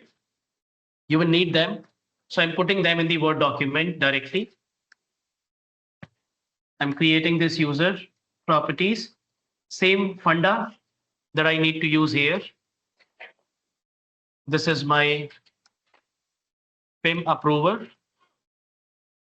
Obviously, the manager of this user. Now, PIM approver can report to another manager or PIM approver can report to PIM admin also. So I'll just make him report to PIM admin. And then I'll only fill the required fields, which is India. Assignment. Now this approver doesn't need any role. It doesn't require any special privileges. So I will just on the assignment, I'll leave it as blank. Click on review plus create and click on create. So we are done with this part also. So we have created the second user.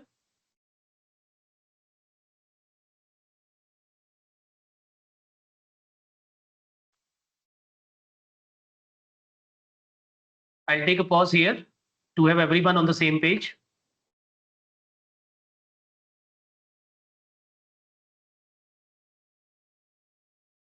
Hello, So Raghu. two users are created, PIM admin and PIM approver. PIM admin has been granted additional RBAC, which is PIM administrator, and PIM approver has not been granted any role. Now I'll go with creation of 3 users, which is level 1, level 2, and level 3 users. So I'll do it quickly. Create user. This is my level 1 user. I'll put the display name as level 1. Copy the password of this user.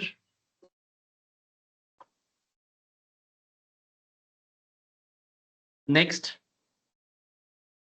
first name, level 1. Add manager. Now you can decide who will be the manager for these users. So obviously PIM approver could be the manager for these users, because typically in operations team, you will not go to security team all the time to get the approval. Security team will designate your manager as approver. And whenever there is a security incident, they will get hold of your manager. So I will make PIM approver as the manager for these level 3 members, or all level 1, level 2, level 3 users. Or if you wish, you can have any other person as manager of these people. Manager hardly makes any difference here. So usage location will be India. Next, they don't need any role. So we'll click on next and we'll create this user. So my level 3 user is created. Level 1 user is created actually. Similarly, I'll create another user, which is my level 2 user. Instead of keeping level 1, level 2, level 3, you can also put some names. That's your wish totally.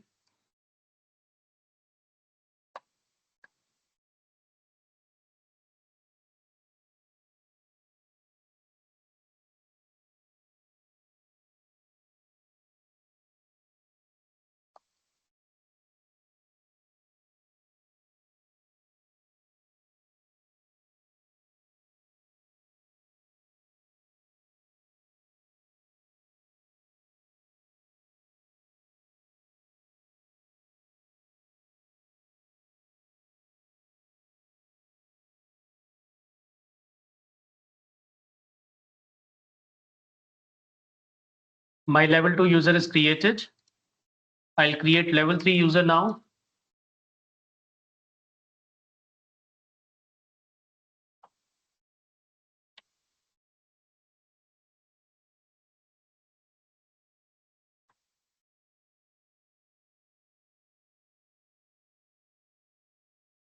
Yeah.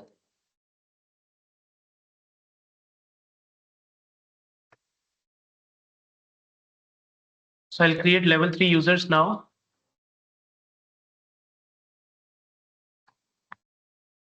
Copy the password.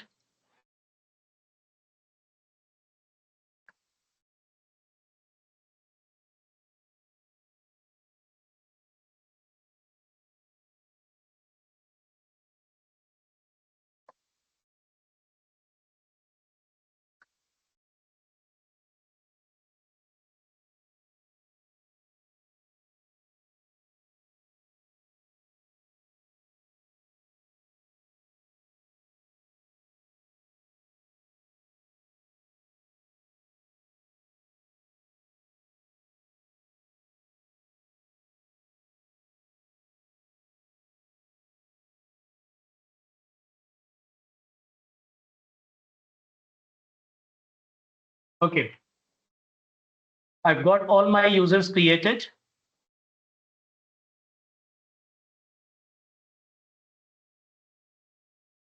Now the next step is to assign them licenses. They all need licenses to consume PIM services or to manage PIM services. So what I will do to make it easy and to help you understand the other concept, I'll quickly create a group and add all the 3 level of users in that group.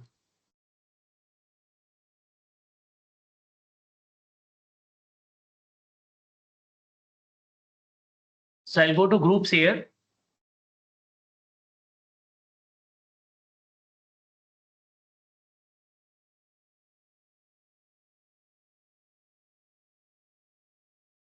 So I'll create a group and I'll give the group name as, I would say, Cloud Ops. So you just need to select the group type as security, which is default. Group name is Cloud Ops. Group description is optional, whether you want to type it or not. Microsoft Entra roles can be assigned to this group, yes, because that you may need it in future. And you can assign the owner of this group. So obviously owner of the group is always the manager. So PIM approver is the manager for all of these people. So manager, and then you can add members. So you will click on add members. You see all the users. You will select those users, level 1, level 2, and level 3. So I've selected all the 3 members. And do you want to assign these members any role? No. Just hit create. So it is creating a Cloud Ops group, and that group is owned by PIM approver. Don't just go by the naming that PIM approver must own the group. It could be any person, and that group contains those 3 users. So that part is also completed. You can see I have a group here, Cloud Ops. If I click on manage members, I will find the members here, level 1, level 2, level 3. So this part is completed. Next step is to assign premium P2 license to above users, which is very important to assign the license. How do I assign the license? I will navigate. So for example, right now I'm in Cloud Ops group. If I want to assign license to all of these members, instead of doing it individually, I can directly navigate to the group that they are part of. And in the group, under properties, there is an option that says licenses. So I can select license here, and I can see there is no license which is assigned to this group. I'll click on assignment. Now I have not taken the trial for premium P2. I have directly taken the trial for Microsoft 365 E5 plan. So I'll select this plan, and then by default, all the boxes will be checked. But right now, my intention for these users is just to, explore or be governed by PIM service. So what I will do, I will uncheck all the boxes and only check the box which is premium P2.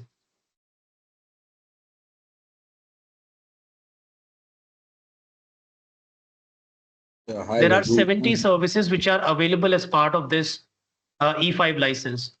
So I'm just enabling premium P2 service, not other services for these users, which is here, Microsoft Entra ID premium P2. Rest of them I'm not enabling. Hi, Raghu, this is Moinak here. Yes. Yeah, so when I'm going to licenses, there is no license showing for me. Give me a moment, I'll come to you. Thank you. So guys, you can see I have just selected Microsoft Entra ID P2 license. Now I will click on save at the bottom, and this license is getting assigned to the group. So all the members of that group will automatically inherit that license. So Raghu, it will consider only 1 license if we assign to group, not 3 license, right? No, 3 license. It's per user license. You're just saving your time by grouping users and then assigning license at the group level, but you are just taking 3 licenses. I'm saying depending on the number of users which are there in the group, and you will see that in the users property also. So let's say if I go to the user, any user. So if I navigate to the user blade, let's say if I go to level 1 user, now if I click on the licenses, now I will see that level 1 user has this license, which it is inheriting from this group, which is CloudOps. Make sense? Yes. Okay, so the license is assigned. Then comes the other part, which is assigning the license to PIM admin and PIM approver also. Now, since they are not part of a group, we will need to manually assign them license. So I'll go to my PIM admin user. And in the user property under manage, I'll click on licenses, click on assignments, and the same process I need to do. I will need to uncheck all of them and only check the license which is for premium P2. But since you've already seen that option and in your case it will not come, I'll just go with all the checkboxes. So license is assigned to this user also. Then I'll navigate to, then I'll click on refresh and I'll see the license, which is here. I'll navigate to the PIM approver also and assign this user also a license.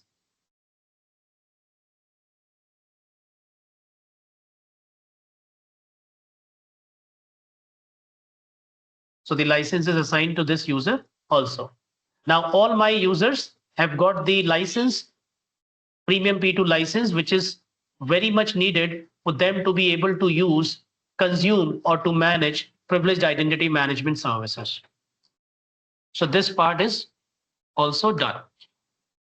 Assign premium P2 license to our users. So I've assigned the license to all the users. Now next part is, next comes the PIM admin. Now PIM admin will go ahead and do all the configuration. So now what PIM admin is going to do, PIM admin activity.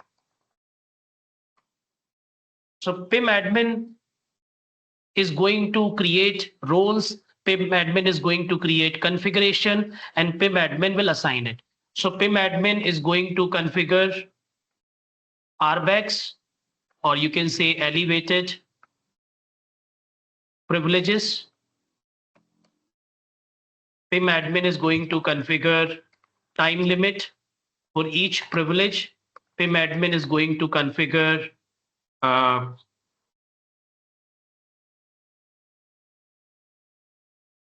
users for specific privileges. So PIM admin is going to configure everything. Now, before we start with PIM admin activity, I'll take a pause and see whether all of you are on the same page, whether all of you are done with these steps of provisioning the user and then assigning them the required license, which is premium P2 license. We are not seeing, any license when we are assigning to the group. I have stopped sharing the screen. Kindly share your screen. Okay.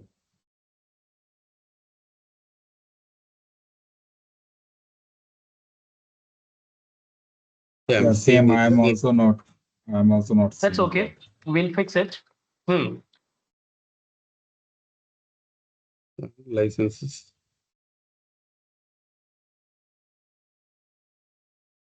Assignment. Yeah. It's there. Just click on select the license. No, it's not showing anything. That's it. Okay. That's okay. You will not see. See, why would you see anything? Because P2 means P2. If your license contained multiple services, then you would be able to choose them from the drop down. But since P2 means P2, just select the P2 and it's save at the bottom. No, I'm not able to select also. See. You're not able to select P2. Okay, no worries. We'll figure it out. Can you go back to PIM admin? You're trying to assign it to the group. Probably that capability is not enabled. Just try and assign a license to a user. Okay.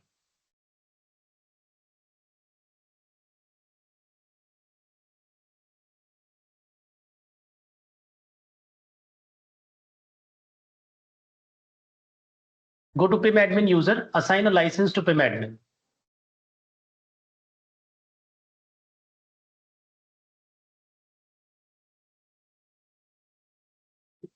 No, you don't need to do this like that. Go back. This is not how you do it.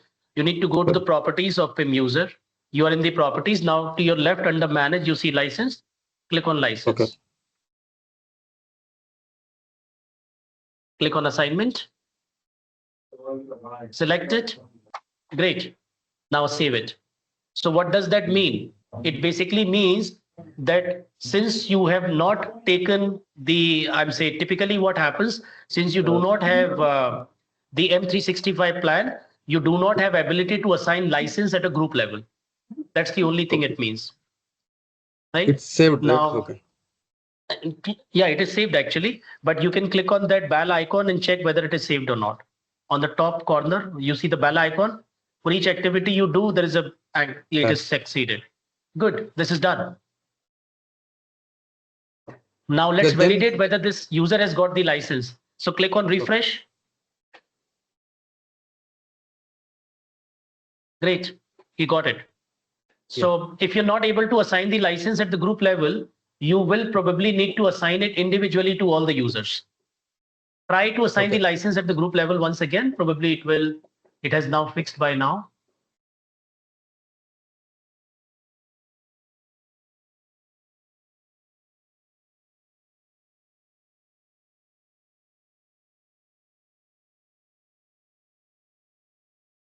What are you doing? No. What did you do?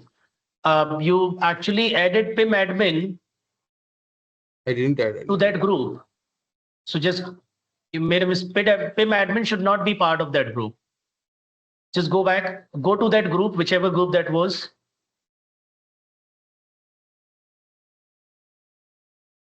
No, right now you are in PIM admin. Is the group name PIM admin? Just go back to the Microsoft Entra ID actually. Then navigate to the group. Click on the group name. Now go to the members. Remove PIM admin from here. PIM admin should not be part of this group. Okay. Now over here, click on licenses and try to assign the license to this group.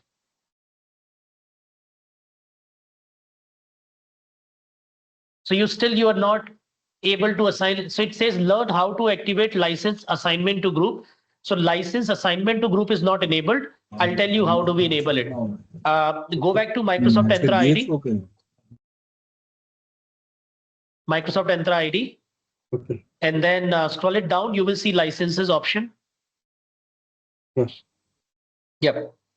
Now click on to your left. You see all products. Click on all products. Here you will see your license. Okay. Click on the license. Okay. Not like that. Click on the license name. Yep. And so this license is assigned to these two users. Click on assign on the top. Now select the group. Users in group. You can also assign license like that. Now select the users that you want to assign in one go. Apps.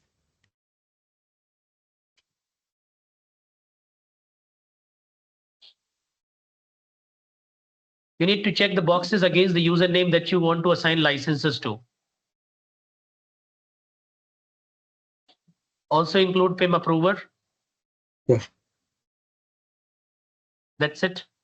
So this is PIM another admin. way of assigning license. No, PIM admin already has license. Okay. PIM approval.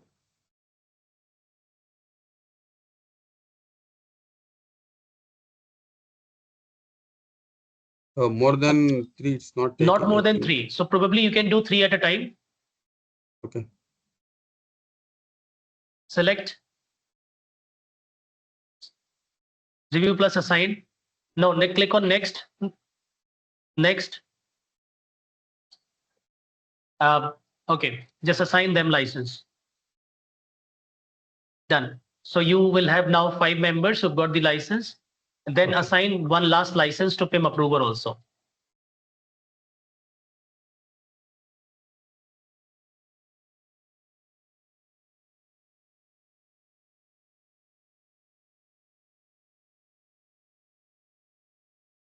Done. So you have assigned the licenses to all the users. Now, Yeah. where is the option to enable license assignment to group is? Click on assign once again. Assign option. Okay. And then there is second option that says assignment options. Okay.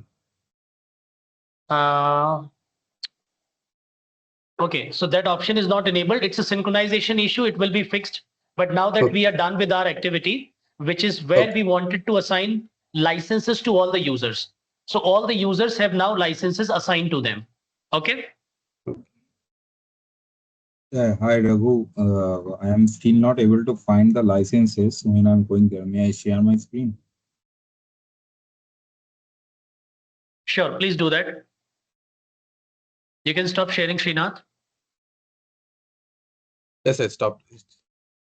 Okay, so I have to log in with the email account, Outlook account, right? Not that on Microsoft, right? Absolutely.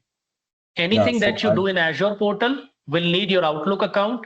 Anything that you do in admin.microsoft.com portal need your other account, the Defender account. Okay, so I am on that account, but when I'm going to assign the license for particular user, it is still not showing me the license. Let me see. Yes. Let's first check whether you have got licenses synchronized in this portal or not. So let's go to Entra ID. And then click on licenses. Scroll it down. Yep, licenses. Click on manage. All products. There is no license. That's the reason you're not able to assign.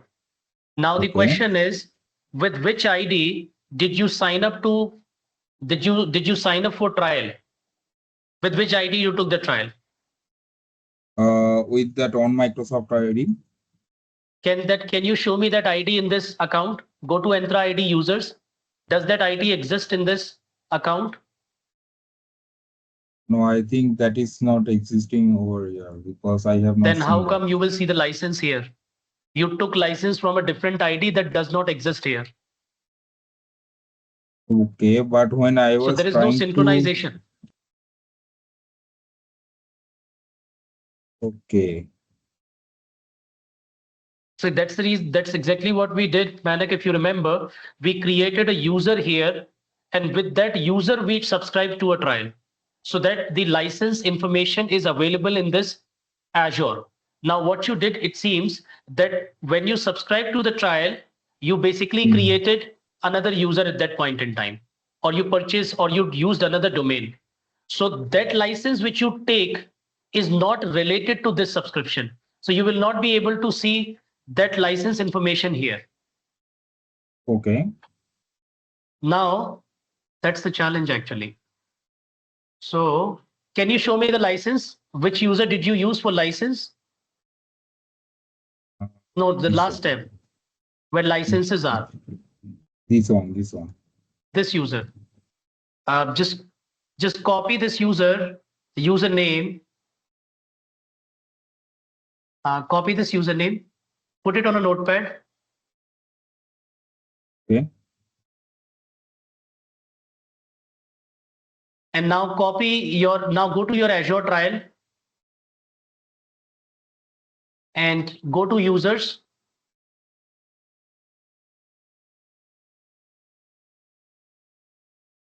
Okay. Do you see this user here? No, this user is not here.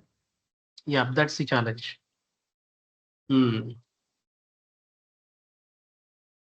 So the user, it should be a user which is created in this trial, and with that user you need to subscribe to the trial. That's how the story is, so that it is synchronized. Now what is happening? So that You have two different accounts now. Sorry?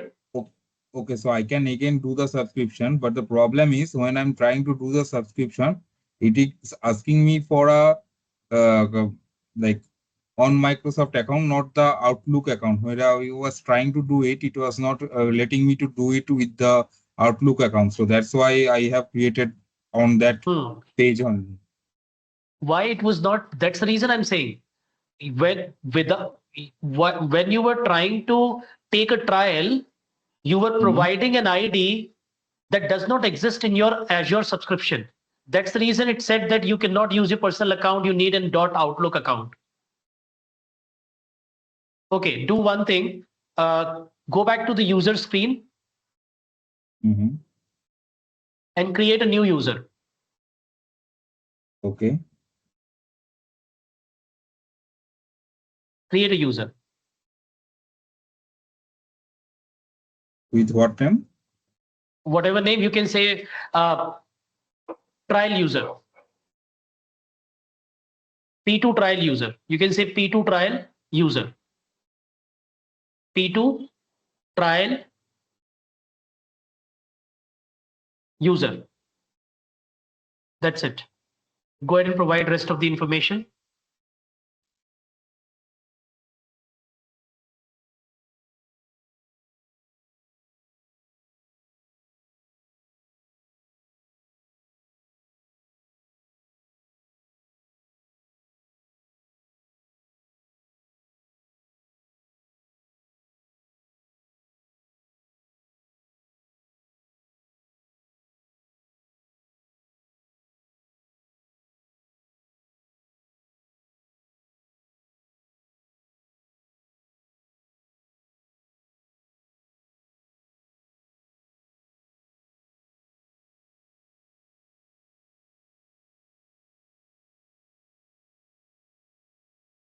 Okay. Now make this user, okay. You need to make this user global admin also. Once this user is created, make him global admin.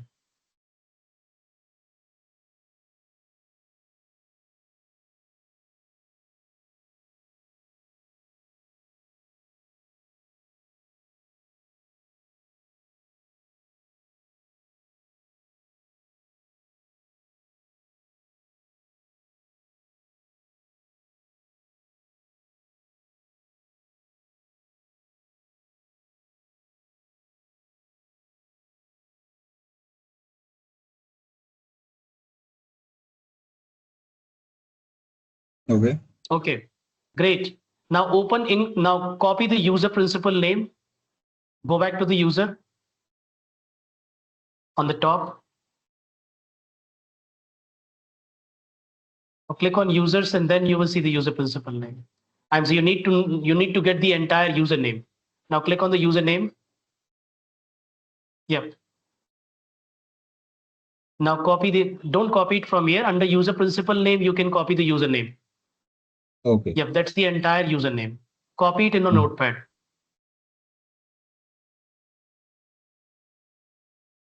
Okay. Yep. Now go back, now open incognito window and take a trial. It will work. Because this user is a work user, Microsoft user. You have subscribed to Azure using a personal email ID, which is outlook.com. But the user that you've just created is a Microsoft user. It's a work user. And with this work user, you will be able to take a trial. Open incognito window. Don't do it in this window because others are open. There will be a challenge. Yeah. Now type Microsoft Azure. Sorry, Microsoft Entra ID P2. Yep. Hit enter. Third option. Yep. Second option. Yep. Now click on trial and type the email address, that user email address, and click on next. It will not ask you for domain name. It is not asking. See? So you actually forgot that step. See, it says, let's get started. So why it was asking you for domain name? Because you were trying with your personal email address. That's the reason it said that we can't give you trial on a personal account. Please select a domain name and then you edit some things. So now what you need to do, Manak, that subscription, that trial that you have taken, that trial is of no use now. You need to cancel that trial, remove your payment method from there, and go with this account and add everything in this account. Okay. Am I making sense? Yeah, sure. So click on the password, put the password for this user.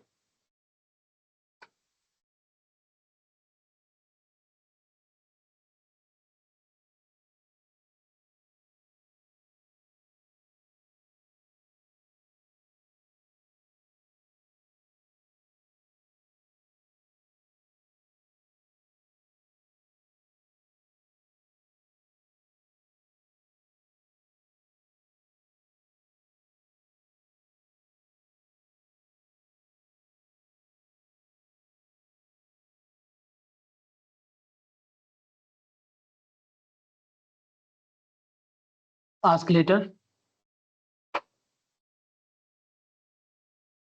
Yes.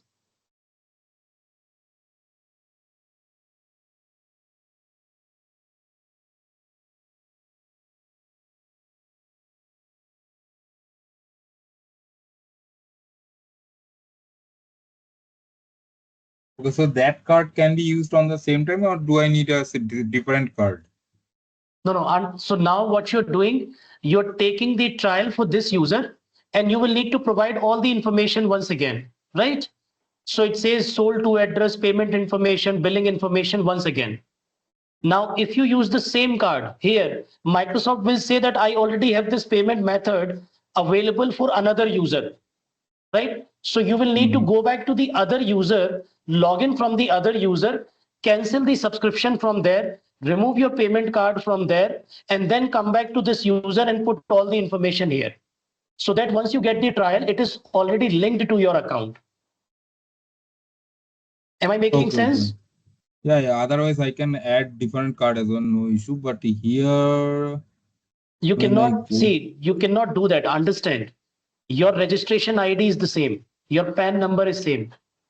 Even if you change the card, PAN number will not change. So what Microsoft will say, hey, I already have another account where this information is captured. Are you the same person? If yes, then why are you asking for another trial? Are you a different person? Then how are you providing the same information? That's the question. So you need to log into the other account and remove the trial and remove everything from there. Then come back and then take the trial once again. Okay. Yep, this is what you need to do. So just go to this trial, cancel this trial, remove your payment method from here, just remove your traces from here. This is not needed. Now, do I have any participant who has done similar mistake?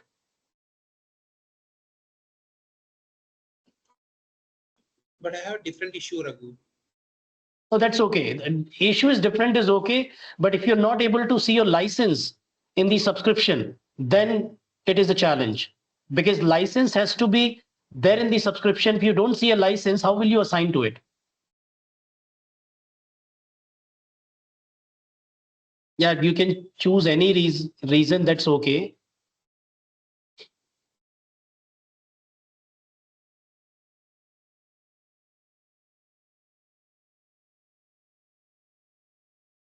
But it is not letting me to cancel the subscription. Because in the didn't use, do you? Why? Didn't you select the didn't use one option? Didn't use that option? Yes. Select something else there. Yeah, select something else. Same. Now add some additional feedback. Just put something else from your keyboard. Probably that feedback is not sufficient for Microsoft. They don't read it. Just type randomly from your keyboard. They don't need to read it. I'm just trying to see why it is not able to cancel. Oh. I think before 30 days, it will not let me to do the. No. This is not how it is. You can cancel your subscription anytime. But it It is says not select letting. cancel to cancel your subscription. It will be turned off immediately. Probably just X out of it and try it once again. Probably it's a synchronization error. Now cancel once again. Just choose a reason. Put the feedback. Anyways, probably it is not happening right now.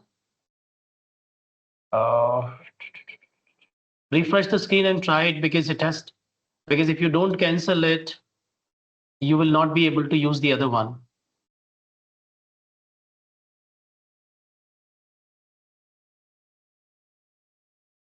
Cancel it now.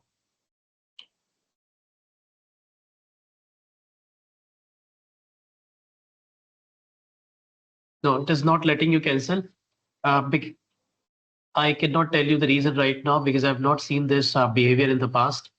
Okay, go back to the other subscription, the other one. Okay, over here. This is your actual one, right? Yes. This is the one which you are creating right now. Yes, yes. Okay, don't do it like that. Just add your payment method, billing information, and let's see what Microsoft says about it. Because so that's what you need to do. Just add your payment method, billing accounts, all the information, that address and other information. But here no option is showing me to add. It will not come like that. It will come when you click on trial. Go to the first tab, close this tab and go to the first tab. Then you will see the option. Now click on try for free, then the option will come. Type the email address. It has to be the user from your account. Yeah, this is the user from your account. So you need to do this, just provide all the information, which is the same process that you did earlier. And don't use the same card, use another card this time. Okay, Manik? Yeah, but as soon as I'm signing in, it is going to this page. Yeah, just click continue. Then it will automatically take you to the page where you need to fill the information. See, now it will come. Just click on edit and provide the information and tax ID and all the information. You need to do 3 things: address, tax ID, and then payment information.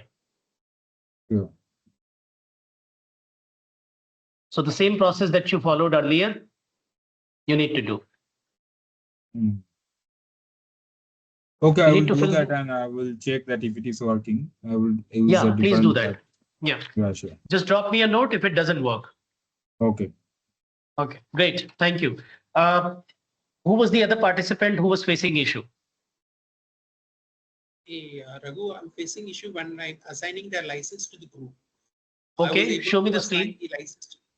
Show me the screen. Please share your screen. I'm doing it. Okay, other than Uttara Kumar, do I have any participant who is facing an issue in assigning the license?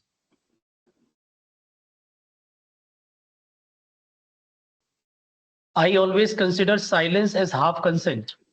So if nobody says, then I would consider that everyone is able to assign except Uttara Kumar and except Manik, who is currently fixing the licensing part. Yeah, hi, I am also Roshni here. facing the same like Uttara Kumar. I'm able to do it for 2 users. When I'm adding the third person, it's not taking. Okay, then do it one by one for all the users. Yeah, I tried it, but it's not working. Okay, I'll come back to you, Roshni. Just stay there. Let me first fix the Uttara Kumar's issue. Yes, Uttara, tell me what is the issue. So when I go to Cloud Apps group to assign license, so I click on assignments. So here is grayed out for me. So did I not explain this to other participant who was facing this issue? Okay, click on Microsoft Entra ID. Now, if this is the case with other participants, guys, please watch it carefully. when somebody is sharing the screen talking about a problem statement, you may have the same problem statement. So watch it carefully. Go to licenses. Now click on all products. You can also assign licenses from this window. Now click on the license. Yep. And here you will see the assign option. Click on assign. And now you will see all your users. Click on all users in group. All users. Yep. All users in group. And now you will see all the users that you want to assign this license to. Select those users. No, why are you searching for it? No, you cannot assign it to a group. You need to search for users. That's it. These 3 users you wanted to assign, select it. Yes. And click on next, assignment option. You can see all of the capabilities are getting assigned. Click on review plus assign. Now assign. Thank you. Done. Licenses is assigned. So this is the another method. Now, why you are not able to assign a license to a group? Because you are using a sponsorship pass. Assignment to group is available to a paid account only. So since it was not available from there, we came to this window and we did it. Refresh the screen.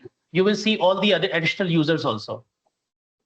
Raghuveer, actually, I was able to assign to the group. So actually, I have pasted the screenshot in the chat. So maybe that's okay. I'm saying it's sure, see, sometimes it's a different behavior. All our accounts are different. See, as a technical person, you should, I'm saying this is what you need to remember throughout your life as a technical person. You will not stop yourself when things do not work as expected. You will find ways to fix it. So if something is not working, I will not stop. I will find ways to fix it. This was the another method to fix it. That I wanted to assign a license, I have assigned it. Now then I will go back in my spare time and find out why was I not able to do it in the initial, in the initial attempt, so that I can save time for myself and others. Hope that makes sense, Dhananjay? Yes, Raghuveer. Yeah, great. So Roshni, now you can share your screen real quick. Okay, sure. Just a query for the PIM admin and PIM approver. Should I assign all the roles or only the one license? No. Only all 4. Only all the roles. What do you mean by roles? Roles means sorry, the services. All which services? What services are you talking about? You mean to say 4x4 roles in the license? Correct. Yes. Yeah. 4x4. That's okay. Okay. Yes. Thank you. Roshni, what is the challenge? So if I'm trying to add one more user, it's not getting added. I'm getting error. Okay, let's see. Trying to add this level 3. Why don't you do it?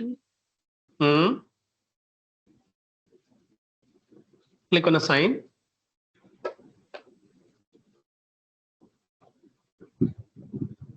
Yeah, I'm getting this error. License That's okay. License assigned failed for one user. Click on the error. Why it is failing?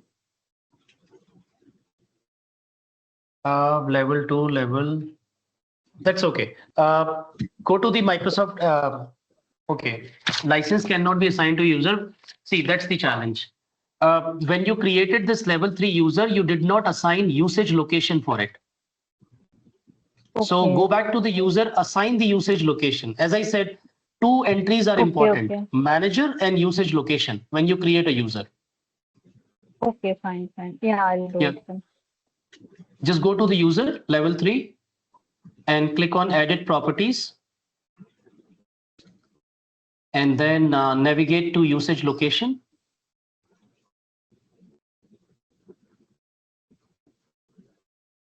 You will find it under job information. Probably next, contact information. Oh, that's office location. No, that's office location. Okay. Go next. No. Okay. Over here, scroll down. Probably that information is here. No, next. Next. Okay, yeah, got it. Type India. Save it.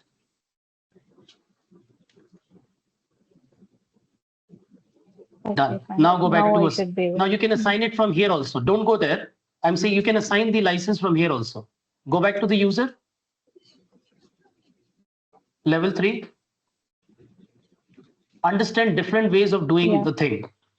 You'll go to the user. Now directly assign the license from here also. Go to licenses. Okay. And then click on assignment.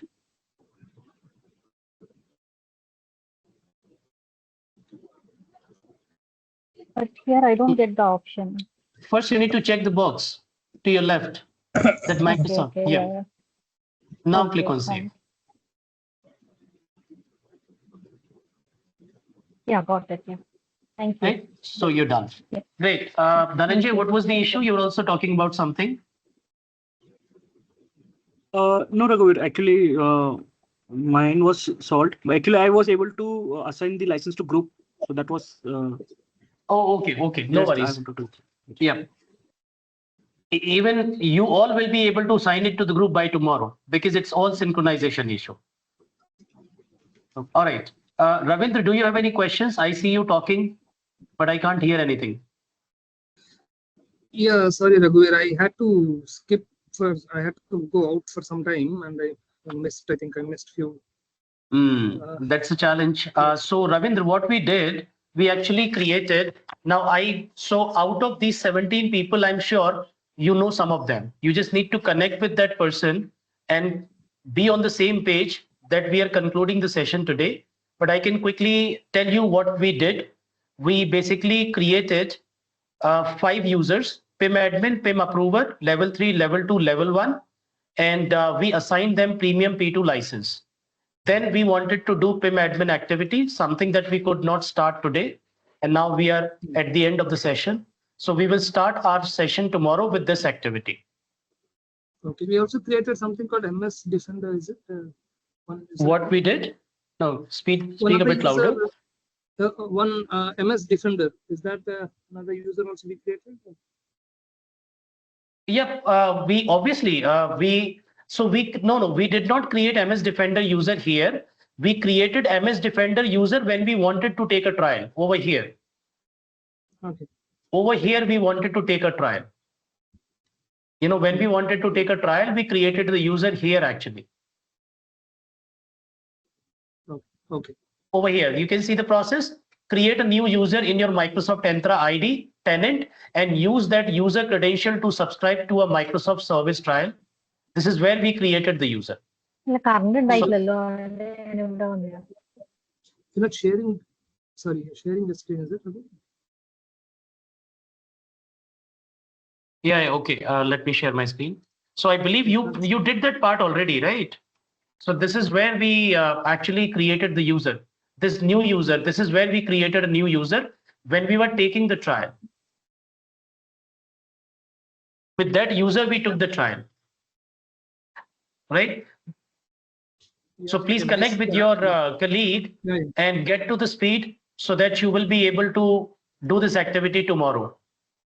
Yeah. Yep. Yep. Okay. Any other question from anyone, guys? Hello. All right. I'll stop the session recording. Yes. So we can Yes, Ravindra.